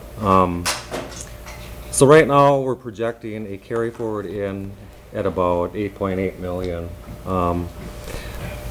And then we get to the current resources, our production taxes. That's the nice thing about our agency is we do know what we're going to get, you know. You know, it's based on fiscal year 18 production at the mines that they pay in 2019 that we reserve, you know, like for 20. So we always know in advance what, unless you guys do some last surprises legislatively at the last minute, but not very often. So production taxes are 18 mil. Our investment earnings are about 2.9 this year. The interest rates have really stunk with the State Board of Investment. We're finally up in the 2% range. You know, when we started last year, we were like 1.5%, so it's significantly climbing. Loan revenues, that's the payback on for principal and interest on our loan portfolio, 2.4. Facilities, the majority of that is Giants Ridge. We have a small section in there just for reimbursements for our office. Occupation tax, Region 3 for the Carleton and Coochin County. You know, that's statutory. You know, we're the fiscal agent for run their 2 grants. You know, we get our little $14,000 for administrating the grant program for them. And then the DJJ Corpus Trust, now we're asking for $6 million to cover 3 different expenses that we'll get into down below on the expenditure side. So let's talk expenses. Excuse me. Yes, Representative Lehman. Can I ask a question on the revenue side before we get to the expense side? Just Representative so Lehman. All fresh and so the investment earnings 2.9. That's the investment earnings off the DJJ fund. No, that, Mr. Chair, Representative Lehman, that is the interest earnings on all of our appropriations. The board TAC, not the DJJ. We do, Independently, yes. Yes, that's it. Okay, so, Representative Lehman. so Mr. Chair, so then, but at the same, okay, because the earnings off the DJJ is what traditionally we had available to us for economic development projects. Well, okay. Mr. Chair, Representative Lehman, let me back up. The earnings made on the DJJ Corpus Trust get posted to the DJJ operating account. And yes, that is included in here. But the interest made on the DJJ, you know, we took the two equity and then the bond funds that we reinvested from the DJJ Trust. That makes its own interest, you know, on those two different accounts. But the small cash that's left, that interest, interest earnings get posted to the DJJ operating, which is in here. Which is in the investment earnings? Yes. Okay, and so then, Mr. Chair, so then the DJJ Corpus Trust, that is not the earnings, that is the corpus. We are deliberately taking money out of the corpus. Yes. So the question that we should all be asking ourselves is when we get to 26 million next year and 28 million the next year projected taconite production taxes, do we still draw money out of the corpus? Commissioner.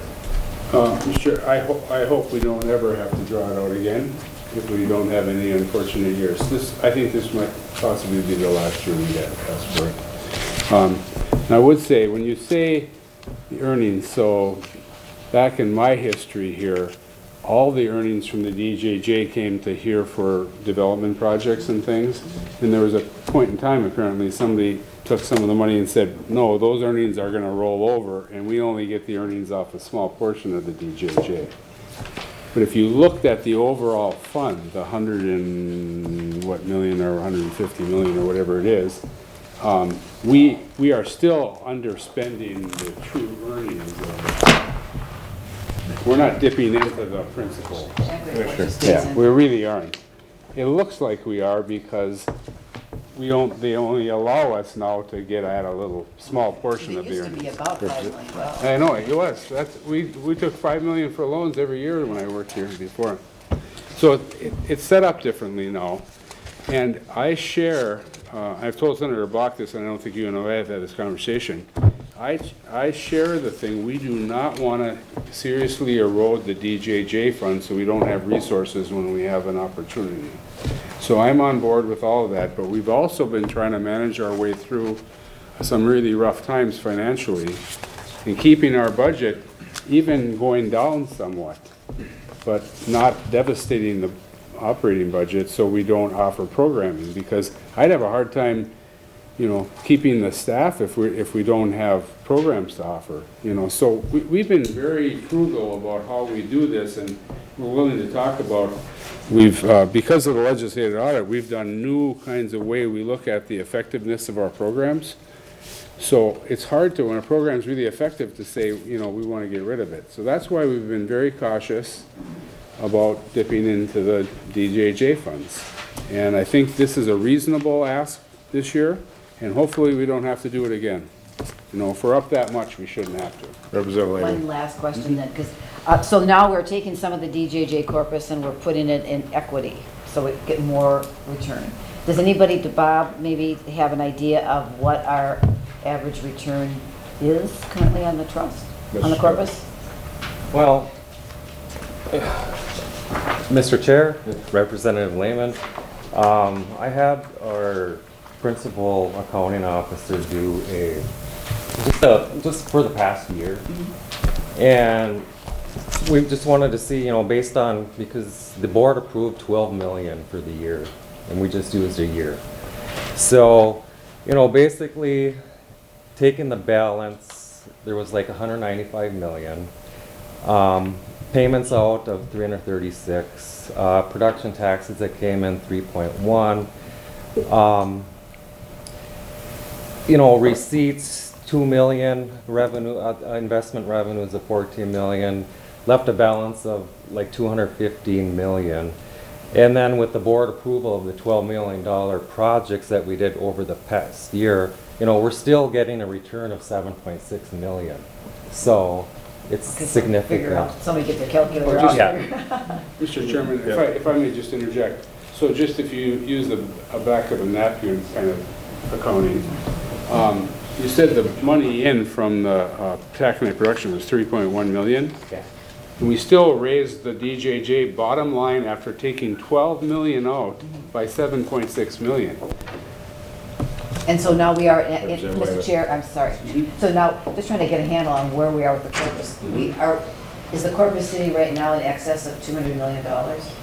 No, Mr. Chair, excuse me, Representative Lehman, right now there's, the fair market value is 166 million. 166 million. Yeah. Okay, thank you, Mr. Chair. Please proceed. Okay. All right. Mr. Chair, members of the board, now we'll get into the expenditure side of the budget. As you know, we're broken down into 4 components. Projects, our program grants, Giants Ridge, and then our fixed costs, you know, our normal office to keep the lights on budget. Projects consist of our development projects. We're budgeting 5.5 million for, you know, new loan development. And remember too, you know, if we run short with the 5.5, we'll always come back to the board and ask for more, you know, throughout the year. Public Works, 6.5 million request, and then an additional Public Works out of the DJJ Trust for $2 million. And of course that can, in our discussion with Representative Lehman too, she brought up a good point that, you know, broadband is a, you know, part of, you know, a type of infrastructure too. So we originally had a line item for broadband, which now we just switched it to, you know, it's Public Works, because that fits. So that 2 million could also include broadband, you know, based on, you know, applications. We're asking for an additional 2.5 million for the trails, again, the regional trails. So a total of 16.5 million total for the projects.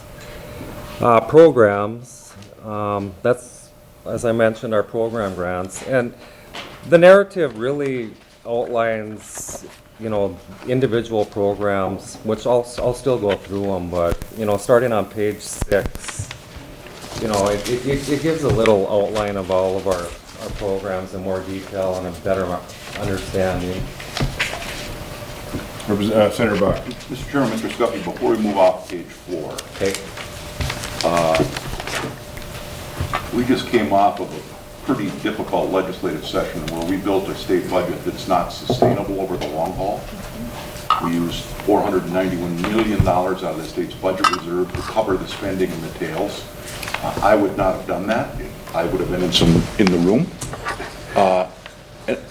And now I look at this, and we're using $6 million out of the corpus to prop up spending, and one-time money, and the estimated carry forward between FY19 and 20 is also going down by $6 million.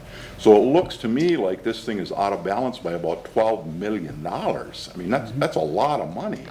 And I'm not sure that the growth in the taconite revenues is going to be enough to cover that much of a leap. So I think let's just be careful here. I mean, what we're doing here, and our communities benefit a lot from what we're doing, but it's not sustainable. I mean, there's $12 million of one-time money in this budget. So I just want everybody to be aware of that. We have a structural problem here. Commissioner Phillips. I'm not sure that we need to carry forward 8 million. So we'd probably be more, I don't know what our average has been, I would ask somebody, but if, you know, we carried forward 4.2, but in our Mr. Chairman, budget, yeah. Mr. Chairman, my point is, if we're going to use $6 million out of the carry forward to fund the budget, we don't have $6 million next time. We're taking it down to 3. Yep. So I just want everybody to be aware of that. There are some lean times coming here if we don't get our arms around some of the spending, because our revenue's not going to go up by that much, not by 12 million. Mr. Scruffy. Mr. Chair, Senator Bach, I agree with you. I do not like our carry forward that low. Everyone knows that here, but I agree with you, and hopefully it'll be better next year, and we'll keep an eye on that. Mr. Chairman, Commissioner Phillips. I don't want to say this on blind faith, because we do look out a couple of years to see, and we believe with carry forward, there are things, like our trail budget came from 3.5 million to 2.5 million this year. That could be $1.5 million next year. I don't know. So we are looking at some of these things. We're out on the street seeing what kind of appetite there is for trail projects and what kind of leverage. We're working on the trail stuff on the legislative side, with other state trail money and everything. I don't know that the IRRB, if we can leverage more of that money, we don't need as much of our own trail programs. So again, we're looking at effectiveness and leverage. We've put we take this meager amount of money and leverage it up. 7-to-1 today on the grant programs we approved today. I think our trails were 10-to-1 last time. Mr. Chairman. So, Senator Thomas-Tony. So, Mr. Chairman, Senator Bach and I don't exactly look at this budget the same way, because I think that we have a resource here that is absolutely outstanding, and I'm not really afraid to use money from the Douglas J. Johnson Fund, because that's what it's there for. Now, I understand that sometimes we have to tap into it to use it for operational things here, but at the same time, there's a lot of money in that budget, and I'm absolutely worried about what the future might hold for it as a result of somebody else trying to get to it other than us. So I don't mind using the budget, and the structure that Senator Box was referring to is one thing in the state budget. It's a little bit different here, I think, and I'm not sure they're apples to apples, but at the same time, I feel that we have to do what we have to do to make this place operate, and that the people of the Iron Range should be the beneficiaries of the money that we have here. I'm totally cognizant of the fact that we have to worry about our kids and our grandkids, and that we should have something here for them in the future. But at the same time, this agency needs to operate at a certain level, and I do believe that we have to do what we have to do in order to make it operate efficiently. So I'm fine with the budget, and I'm fine with the way it's going. I do think that the taconite revenues are going to increase in the next couple of years here because of the 3-year averaging, and so there'll be more money available to the agency just out of the production tax. And while I shouldn't get too exuberant about that, because I've seen the whole place crash in 1 month's time, and anything can happen, I'm hoping that that's not what the very near future is. So I'm okay with the budget the way it's going, and I promise to be fiscally responsible in the very near future, and try and make sure that everything works the way it's supposed to. Mr. Chair. Representative Lehman. I'm so happy with this discussion, because this is exactly what an advisory board should be doing, is giving advice, I think. And we need to be looking long-term. I'm very happy to hear the commissioners say that next year we're not going to see $6 million coming out of the trust, because we're going to have that in taconite production tax. I think as much as we can, because we are so up and down, we follow the mining cycle, we just need to be sure that as much as possible we are partnering and not building programs with additional staff. Because I've been in a position where I had to actually lay off staff because we had built large programs with staff. And so I think this agency needs to be, because of the way it's funded, it needs to be flexible and fluid and light on its feet. And so that means partnering with other people and not building large staffs and programs. So, Mr. Chairman, just on that, I think our complement is 47. yeah. And Yeah, I'm not when I saying- got here it was 75, so I'm not building Believe me. Mr. Scuffy. You're laying off people. Mr. Chair, members of the board, so we'll get back to the program discussion. $6,305,000 is, budgeted for our normal programs. Community development, which consists of the commercial redevelopment of the, the demolition and removal of commercial property, that's $750,000. The residential redevelopment program is budgeted at $300,000. The residential demo within the communities. Development partnerships, $375,000. Downtown streetscapes, that was the downtown business corridor. They changed the name. I didn't realize that the website was updated, so I was behind the times, so I matched you in the budget document. $200,000. The BRR program, we did reduce that down to $1 million based on the need from last year.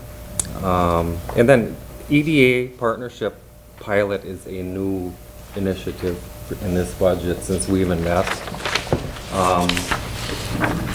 It's a pilot program that's going to be through the Virginia Economic Development Authority to establish a downtown commercial rehabilitation program.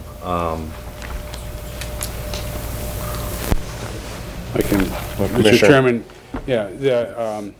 we're looking at these downtown business corridors having businesses are being failed to be rehabilitated because of code issues. So we're piloting something. We looked at other programs around the state and the country and said they've offered some. It's almost like using a BRR type incentive. So if a business owner is willing to put some money in the building, we'll come up with some resources. And we want to see how effective it is. Now, Virginia is going to put in more money than us, so I believe their contribution is going to be $350,000, and I think St. Louis County is putting $100 in. Does somebody acknowledge that? Do you remember? I don't know that they've committed to it. Okay, but the proposal right now is $350 from Virginia, $100 from St. Louis County, and $250 from us, and then we would develop the guidelines, and then I would see it like our broadband partnerships with Landon. You don't see those this year. We did those for, I believe, 3 cycles, and we got all our communities ready. I would view that we would try this pilot, and then if it works, we'd reach out to a few other cities. The next year, do a few other cities, and then eventually phase it out once it's ran the course of effectiveness. And this is a benefit we had of the legislative audit. They forced us into really looking at evaluating our effectiveness of our programs, which was a good thing. I said if they hadn't used that audit as a political football to make fun of the IRRB, a lot of good things came out of the legislative audit. We have our Flux program for managing our grants. We also are evaluating the effectiveness of our program, which we weren't doing before. So there's a lot of good stuff here. And so we do so the program managers have to assess the effectiveness, and then they have to present that to a group of peers internally to make sure that their analysis holds water. And they're very critical of one another, I can tell you. They don't let the other people slide because they're, having to step up and defend their programs. So we've done that now, I think 2 cycles, I believe, of that, 2 years in a row. So we're just getting into and I think we'll get better at it, and we will get more effective programs in the future. So, Mr. Scuffy. Mr. Chair, members of the board, we have the workforce development, which is $350. Mineland reclamation, $950,000. Culture and tourism, we have our normal grant program for the nonprofits at $350, and then $1,450,000, for the annual Minnesota Discovery Center grant, for them to run their operations. The commissioner program, $300,000, and app fund is $30,000. So that takes care of our programs, and then of course we have the occupation tax, the Carlton and Cooch money that matches the revenue from on top. Giants Ridge, 9,590,764, and with an additional 1.5 out of the DJJ Corpus Trust for a capital account. As you know, we had many discussions on that, you know, with the revenue being down up there with weather, and, you know, it's just a constant battle. So they have to keep deferring their equipment and everything year after year after year. And so hopefully with this, you know, ask here, that they can get back on board and have a capital budget that works. And then We are also seeding that. Remember, Dave Kelly who gave a presentation on trying to build a deferred maintenance account at Giants Ridge over time. So this would be some of this money would go into the down payment to get that going. Just want you to be aware of that. Mr. Scuffy. Mr. Chair, and then we have our operations and development fixed costs. Like I mentioned, it's basically, you know, the payroll, the lights. We have to correct our FTE count. This budget is 44.13. That is our FTE count for this budget. The payroll also includes, following MMB's recommendation, 2.25 projected cost of living. And then, of course, a progression increase for, you know, the staffers that are still eligible. You know, I mean, I hit 35 years in April, so I'm happy to just get that little cost of living. I'll take anything.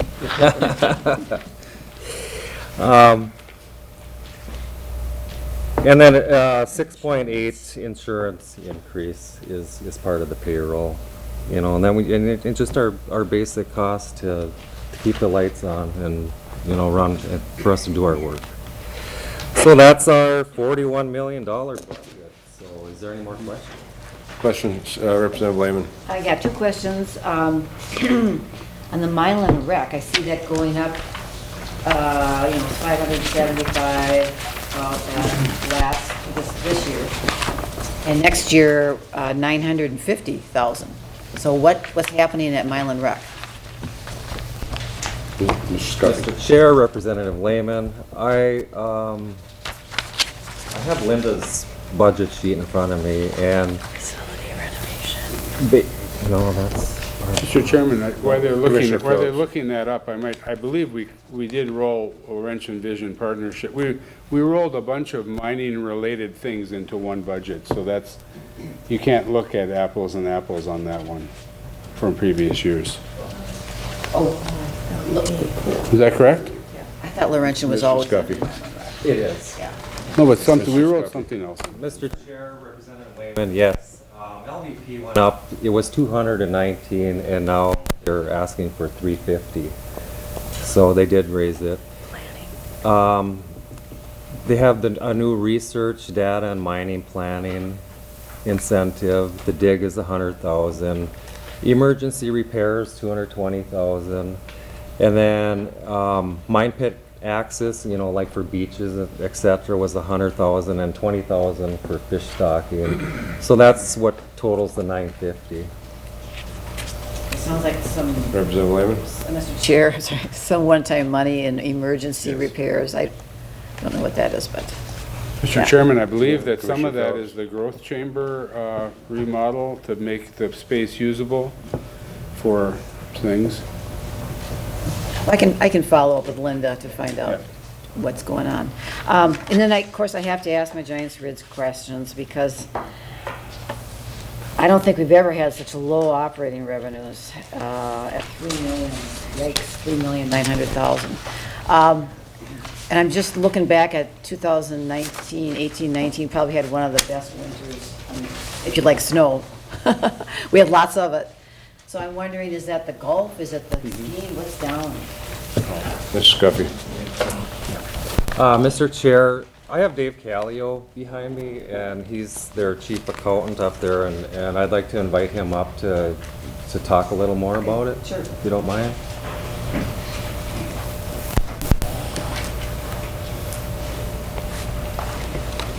Welcome, Mr. Callio. Please proceed. Welcome. Mr. Chair, Representative Lehman. That's basically the revenues are down for the extraordinary event in the golf course. The ski revenues are climbing. The golf course had the winter kill. It cost us over $1 million in revenue loss because of the winter kill. That's huge. Along with food and beverage, that's another $300,000. Mr. Chairman, I just want to point out though that we're starting out this year on a positive note, right? Right, everything this year looks good. Yeah. And the revenue projections, they got a lot of new groups coming in this year. Already 40 of them booked that have never been here before. A lot of positives.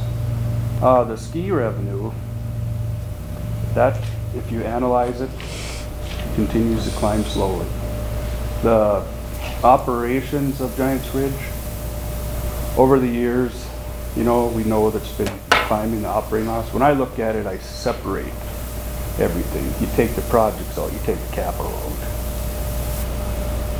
The operations slowly climbed. We changed the model, and in 1 year, when you separate out the operation, cost declined by almost $500,000. If it wasn't for the golf course, I would think it would have went down another couple $100,000 this year. Next year, I think you'll see a difference between this year and next year, probably $1 million to the good in the operations, from what I see right now. Mr. Chairman, I just want to point out that we're just this summer going into our meetings with guest services on the progress they've made and what they're proposing for progress for the future year. So when we have a next board meeting, at some board meeting in the future, we'll come back to you with what kind of, have a full report on how we're feeling about it. But as you pointed out, we had $500,000 in payroll improvement already, and then, and that's kind of apples to apples. They're running the place the same way we ran it before with their services. So, but we now want them to look at other things. And I've always been more on being very cognizant of expenses, but also growing revenue. I don't know why we can't do better at Giants Ridge. We have seen, like you say, the ski revenues going up. If we can have a decent golf year, then we've made some significant progress, I think. Well, Mr. Chair, I have read, and I don't have the numbers at hand right now, but it's a significant decrease in the number of golfers in the state of Minnesota.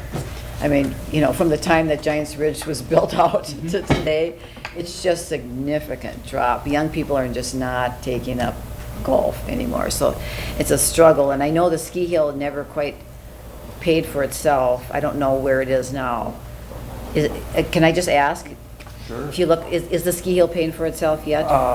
Mr. Chair, Representative Lehman, it depends on how you look at it. If you look at the ski season alone, ski operations, take out the rest of the costs out of it, you made $340,000 in the 4 months.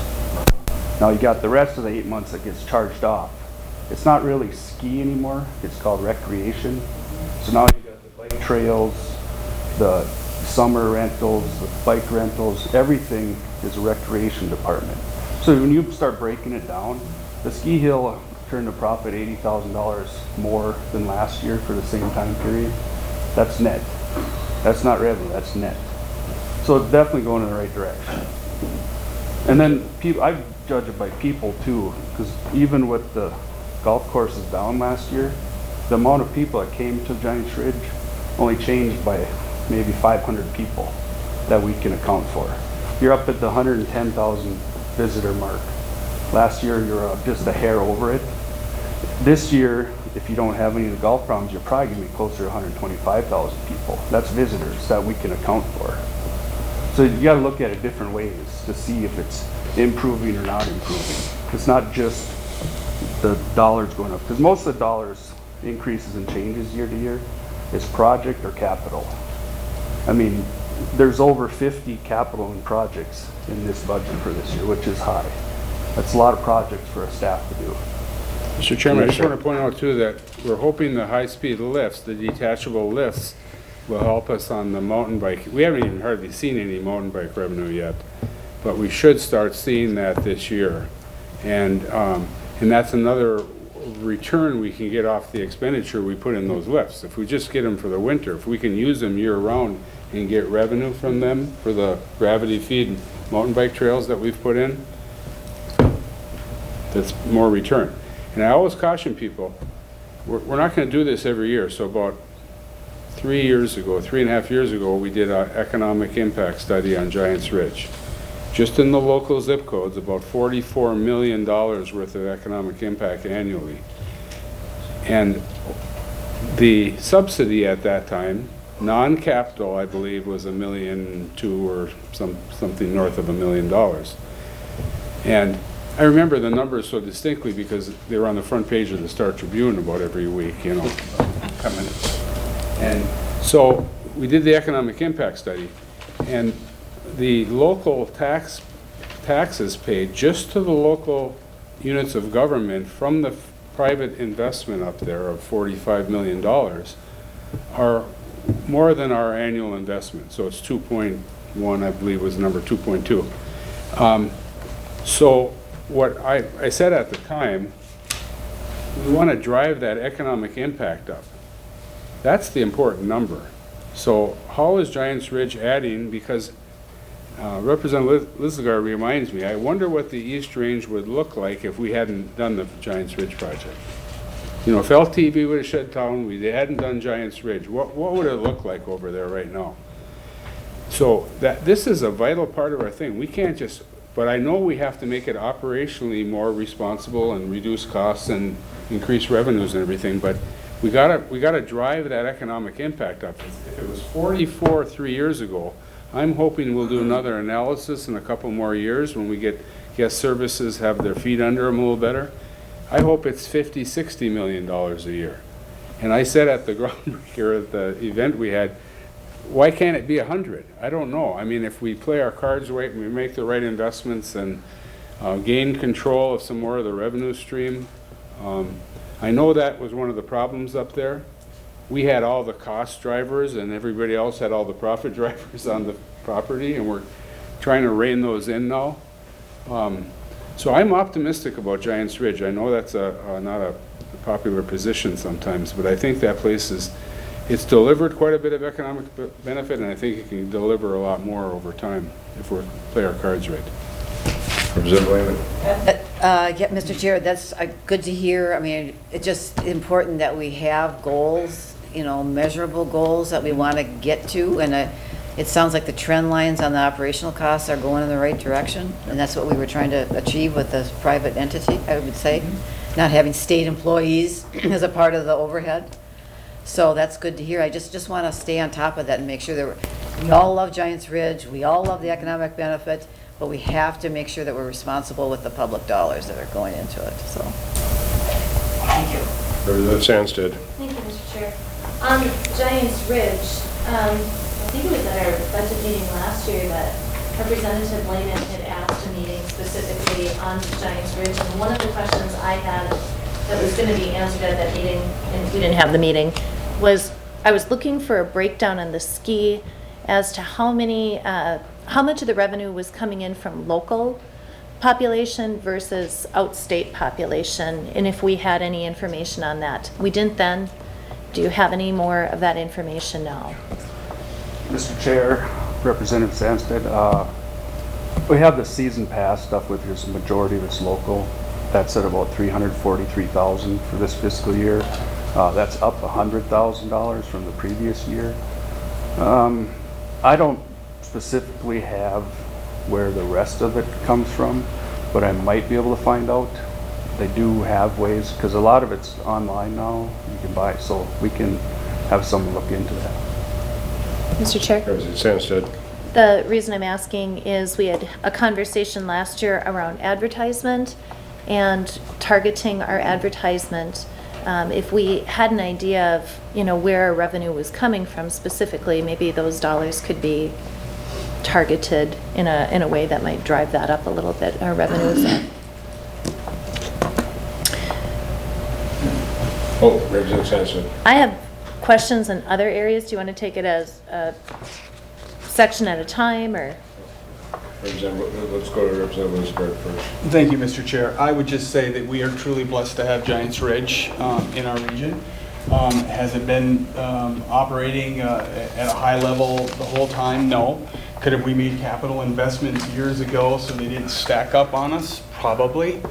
But I think moving forward, we could leverage this in a very, very positive way for our state and for where we live. So I thank Commissioner Phillips and the state of Minnesota for making that investment, right? So I do agree that we could be watching things, but I think they've done a really, really good job. And you talk about the high-end resorts over there. I think if we sold it and we were very, very positive about this and we helped promote it ourselves, from an agency standpoint, from a representative standpoint, or a senator, I think it even helps it even more. And then that's what I would encourage this board to do. So you can send some of them high-end people, resorts over there, tell them to come over to Giants Ridge, golf a couple rounds of golf, and stay over there. Representative Sampson. Thank you, Mr. Chair. In many places on this budget, there are areas where we have a dollar figure under the fiscal 2019 budget, then we have the projected, and in the fiscal 2020 budget, there's a significant change. One area that I'll start with is development projects. We last year had budgeted $7 million for it.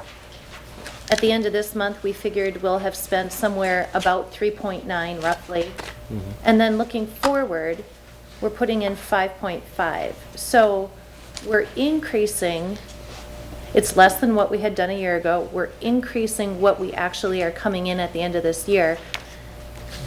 Are there additional projects that we're planning on or something like that? And then the second half of that question is, why are we spending less than we're budgeting for on these projects? Mr. Chair, Representative Sandsted, well, it's unknown at the time, our loan portfolio is based on applications. And Matt, would you like to expand on this question? Sure. Please come up.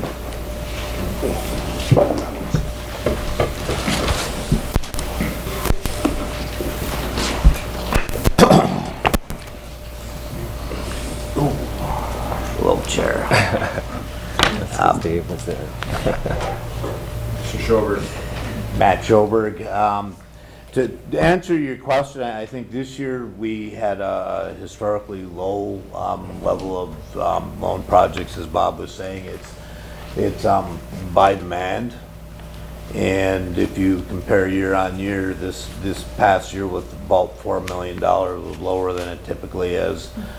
Frankly, I had hoped that this year's budget would be a little bit higher than the 5.5, because looking at the pipeline, looking at the stuff that we have going, we certainly hope to spend all of that and have to come back and ask for more, frankly. But it's hard to, if you can budget so much for public works grants, and you typically have the demand to put all the money out, but when it's loan projects, it's to find the appropriate projects. Okay. Representative Thank you, Mr. Chair. Under the Public Works and the DJJ Trust, I'm wondering, am I correct that we took what we had a line item for before in terms of broadband into Public Works? That is correct? Mr. Chair, Representative Sandsted, yes. When we had met, remember we had $2 million set for broadband, and then Representative Lehman brought up the good point that broadband is infrastructure, and we rethought that and came back and changed it. So yes, Mr. Chairman, I just want to point out on that one. There's also, we didn't know if the legislature was going to approve their statewide broadband, border-to-border broadband money. And really, we'd have more demand for our local match pot, that's what I call our 2 million, if the state invested heavily in broadband, because there's always a requirement for local match. We didn't know at the time we were beginning this budget. So having it hanging out there as broadband, what if we didn't have demand for it? That money would just sit there. But if we put it in the public works pot, I guess if there weren't competitive broadband projects, there would be competitive sewer and water projects. So we thought put it in there, and that's really what happened. Mr. Chair? Representative Sanchez. I understand that. I just,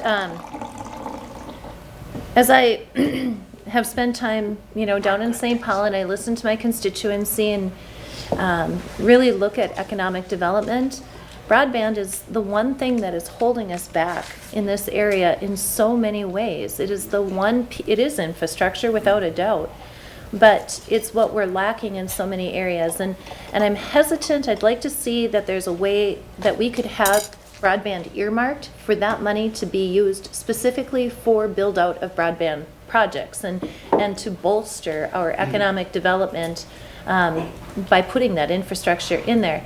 My concern is if we just throw it into the infrastructure pot, that's going to get eaten up easily with aging sewer lines and water lines and that easily, and we'll take care of that, but we won't necessarily have it for broadband and economic development in that area.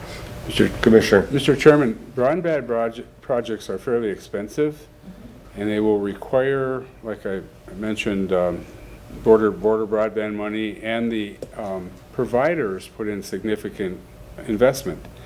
So I believe that amount of leverage will put the broadband projects at the top of the list, not the opposite. Okay. So I believe that they will be a priority, and probably if they're there to be funded. Representative Sandsted. Thank you, Mr. Chair. And the budget that we're looking at in our packet is quite a bit different than the breakdown, basically, that we had been given in April.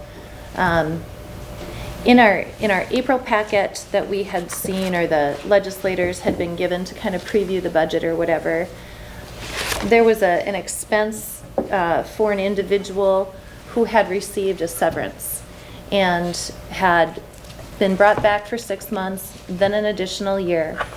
And now it was in that budget. Where is it in this budget? In the one that we're looking at? Mr. Scuffy. Mr. Chair, excuse me, Representative Sandsted, that would be in the payroll line, under the... On page 11? Let's see. The Yeah, the last costs? page, under the wages and benefits. The reduction would be in that 4,233,000 line, the very first line.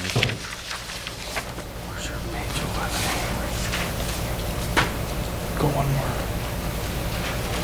more. Okay, so, Mr. Chair, Representative Sandsted. my question is then,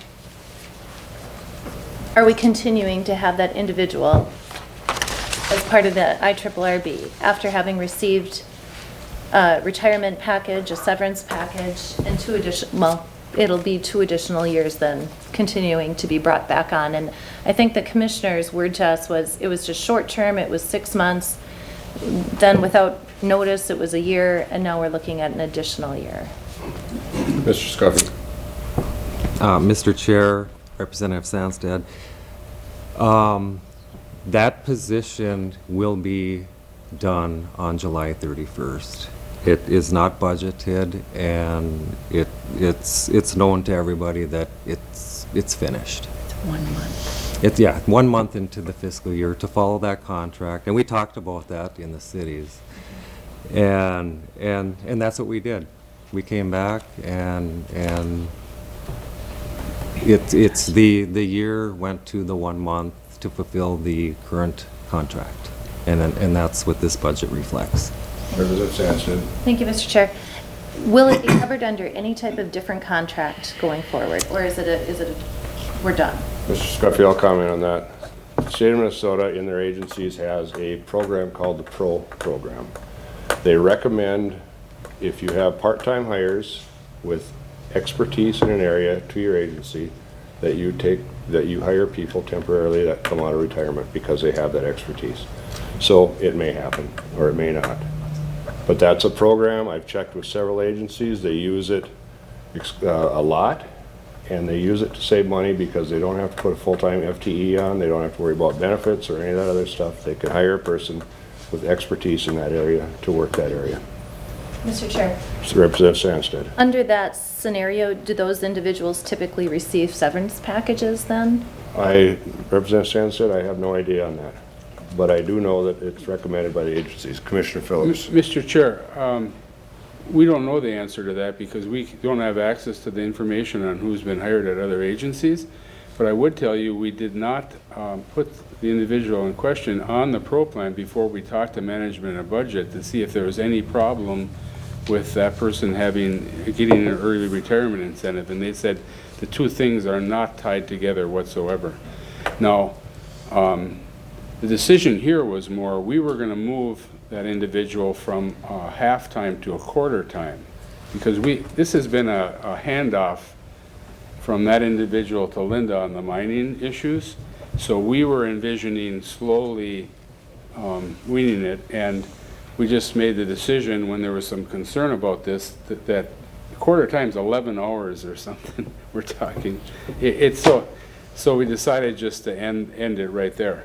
Now I would say if there's a lot going on in mining right now, you know, we've got the Esser deal with Mesaba Metallics going on, we have Magnetation bankruptcy, we have Mesaba Nuggets down and trying to bring that back, we have Scram Mining people approaching us, and if we need any expertise beyond what we have internally, we will probably have to put out an RFP in the state register and hire some expertise.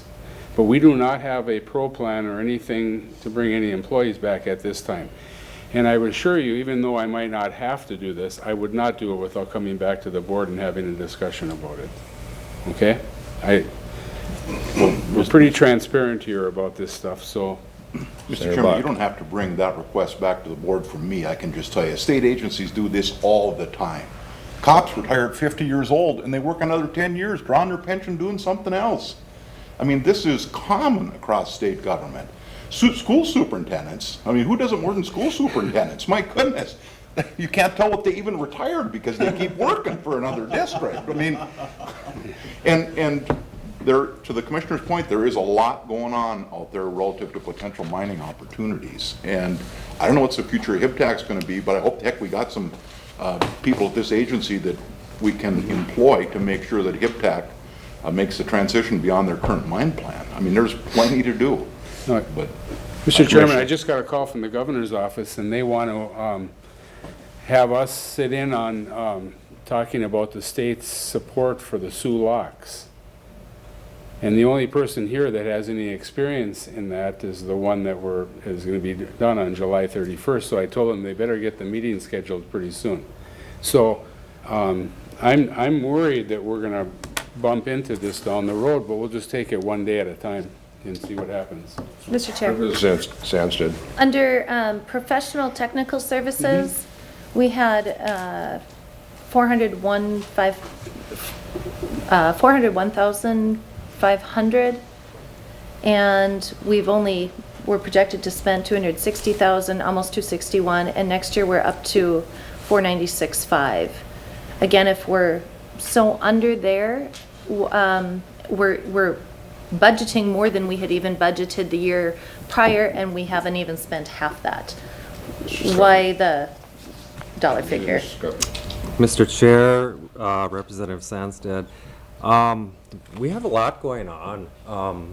You know, this new strategic planning process, you know, we might have more guests come in, more professional services, you know, to have more group discussions.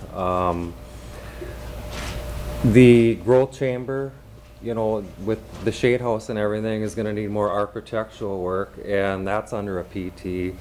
So there's just there's stuff going on, you know, that even though just, you know, because what we did this year doesn't mean that we're not going to do, you know, more next year. And that's. Mr. Chairman, I can, so we do a zero-based budgeting. This isn't like we take last year's budget and say, are we going to up it a little bit or reduce it? So we look at, so we had all our budget managers turn in what they thought their need for professional technical.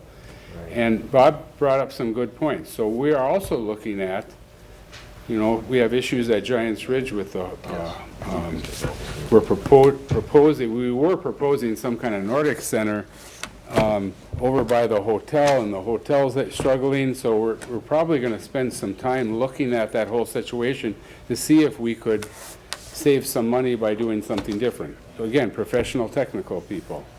Growth Chamber was another one, but I mean, so everybody turned in their things, and then our leadership group challenged them. Do you really need this? Do you need that? And that's how we came up with the number. We didn't come up with, well, we had 400 last year, let's add 150,000 or something. So it's zero-based budgeting. And if you know, and so I think they provided, today somebody asked me or showed me that there's a list of what we did in the past. If you ever want to know who we have under contract, again, it's transparent. Mr. Chair. Yeah. Thank you. It's not a question of transparency.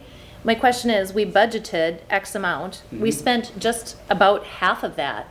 And then instead of maybe using that first budget amount, we've even increased it, though we haven't even spent half of what we had done. So I'm, again, just curious, like, why add to a budget that you haven't even spent when you didn't hit that original target? Even, I mean, there's still a lot of room in there for additional activities and. Mr. Chair, Representative Sandsted, because that is this year. This is like the commissioner just explained too. It's based on new need that we have coming up, new things in the pipeline, you know. Okay. This year, you know, like the commissioner said it perfectly, you know, we came in with nothing. Everyone had it in their list of needs, and we had many rounds of budget meetings, and that's what the budget ends up being. It has nothing to do with last year's. It's based on projects that come to the table. Thanks, Mr. Chair. Repairs and maintenance, again, you budgeted 504, you Yep. spent 4,000. Okay.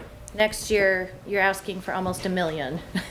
What are we repairing? Mr. Chair, Representative Sandsted, I brought this up in the cities too when we met.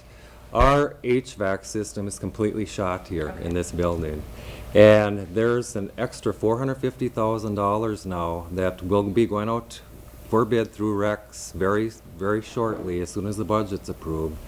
And, you know, our units are continually down here, and it's a whole new upgrade. The air quality in this building, I mean, we had professionals come in, it's outdated, it's original, so that's the difference. That's an example of what we did last year versus what we're doing in the future. It's you know, it's based on need. Representative Sampson. I'm good. Any other questions on the budget? Senator Thomasoni motions to accept the budget, seconded by Senator Eichhorn. Any further discussion? All in favor, say aye. Aye. Opposed, same sign. Motion carries. We are adjourned. Thank you. I can do that, right? Thank you, Mr. Chairman.